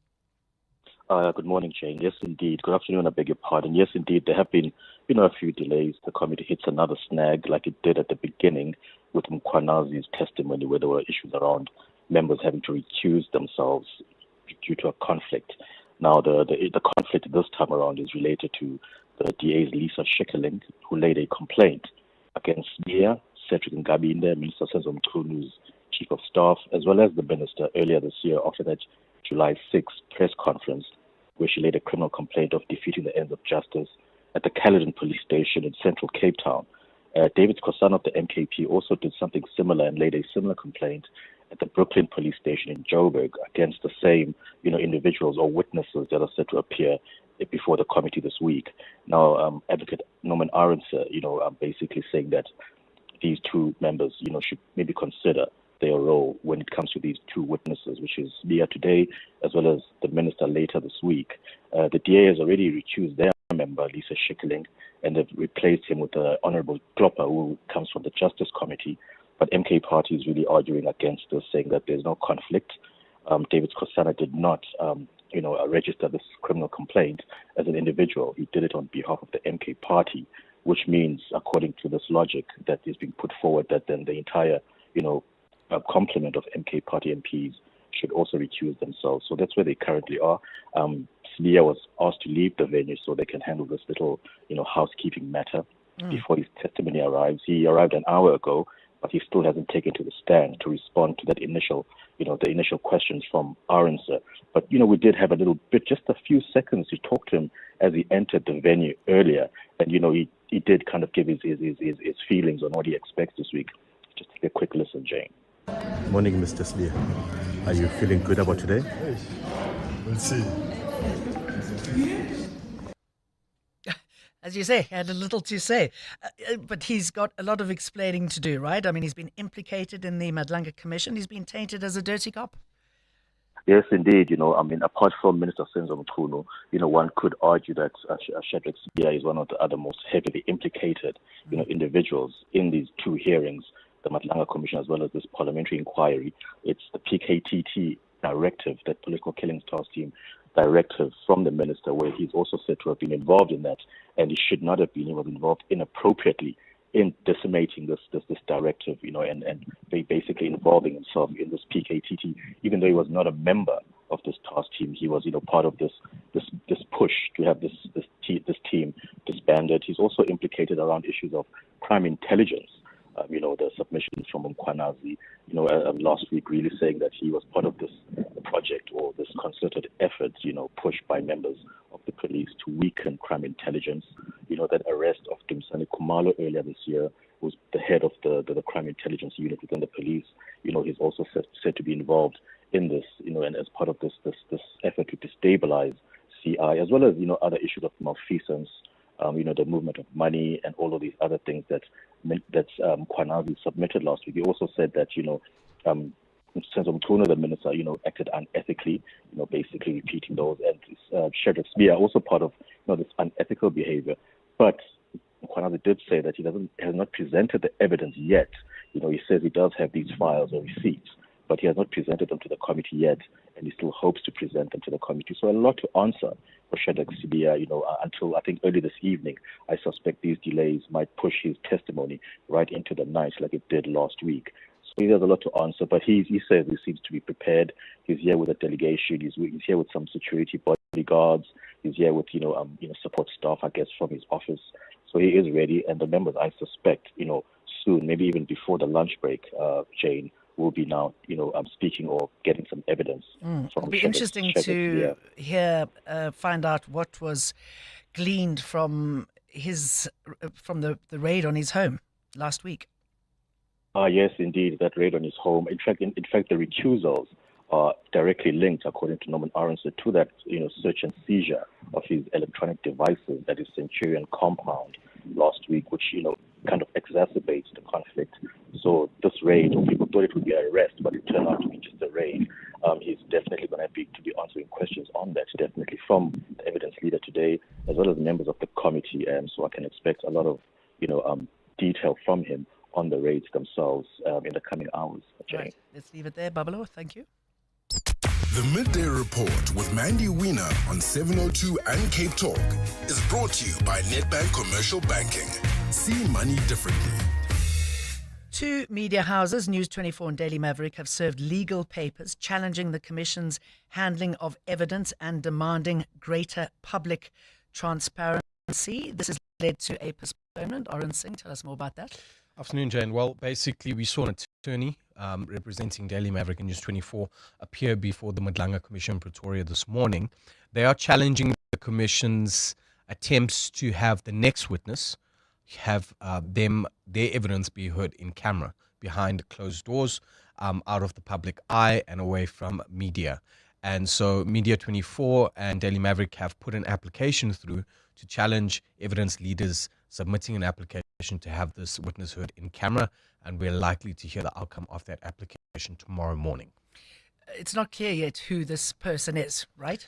Lots Well, of speculation, but A lot of speculation, Jane. We're unclear, but according to what I'm able to establish from what's been heard so far and put before the commission in the three previous people who've testified, it's likely to be someone from the Gauteng counterintelligence operations team. This is the team that are seen to be the driving force behind the arrests of Vusimusi Katmatlala and Katiso Katie Molefe, unraveling this web of corruption in Gauteng. So either someone from that team or someone from the KZN Political Killing Stars team, and that needs no introduction. Everyone knows that this task team in KwaZulu-Natal has been basically at the center of General Mkonazi's briefing and disdain regarding their disestablishment, or that letter to de-establish that task team in December last year. so what will the evidence leaders need to submit to allow the commission to hear the witness in camera? So they will essentially need to prove or provide substantial argument to the commission chair, Justice Mbuyiseni Madlanga, as to why they feel this witness cannot have their testimony heard in public. And does it pertain to covert police operations? Does it pertain to intelligence that is related to the state security agency, or issues of national security? That essentially, if this witness testifies in public and provides this sort of testimony, allegations, evidence, that it could, at the end of the day, be to the detriment of the country's national security.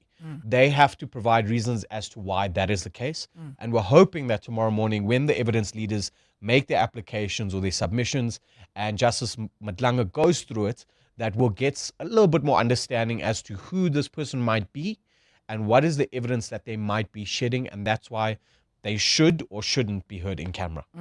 And for us, the public, I mean, obviously we want to know what's going down, because this could all die in the president's hands at the end.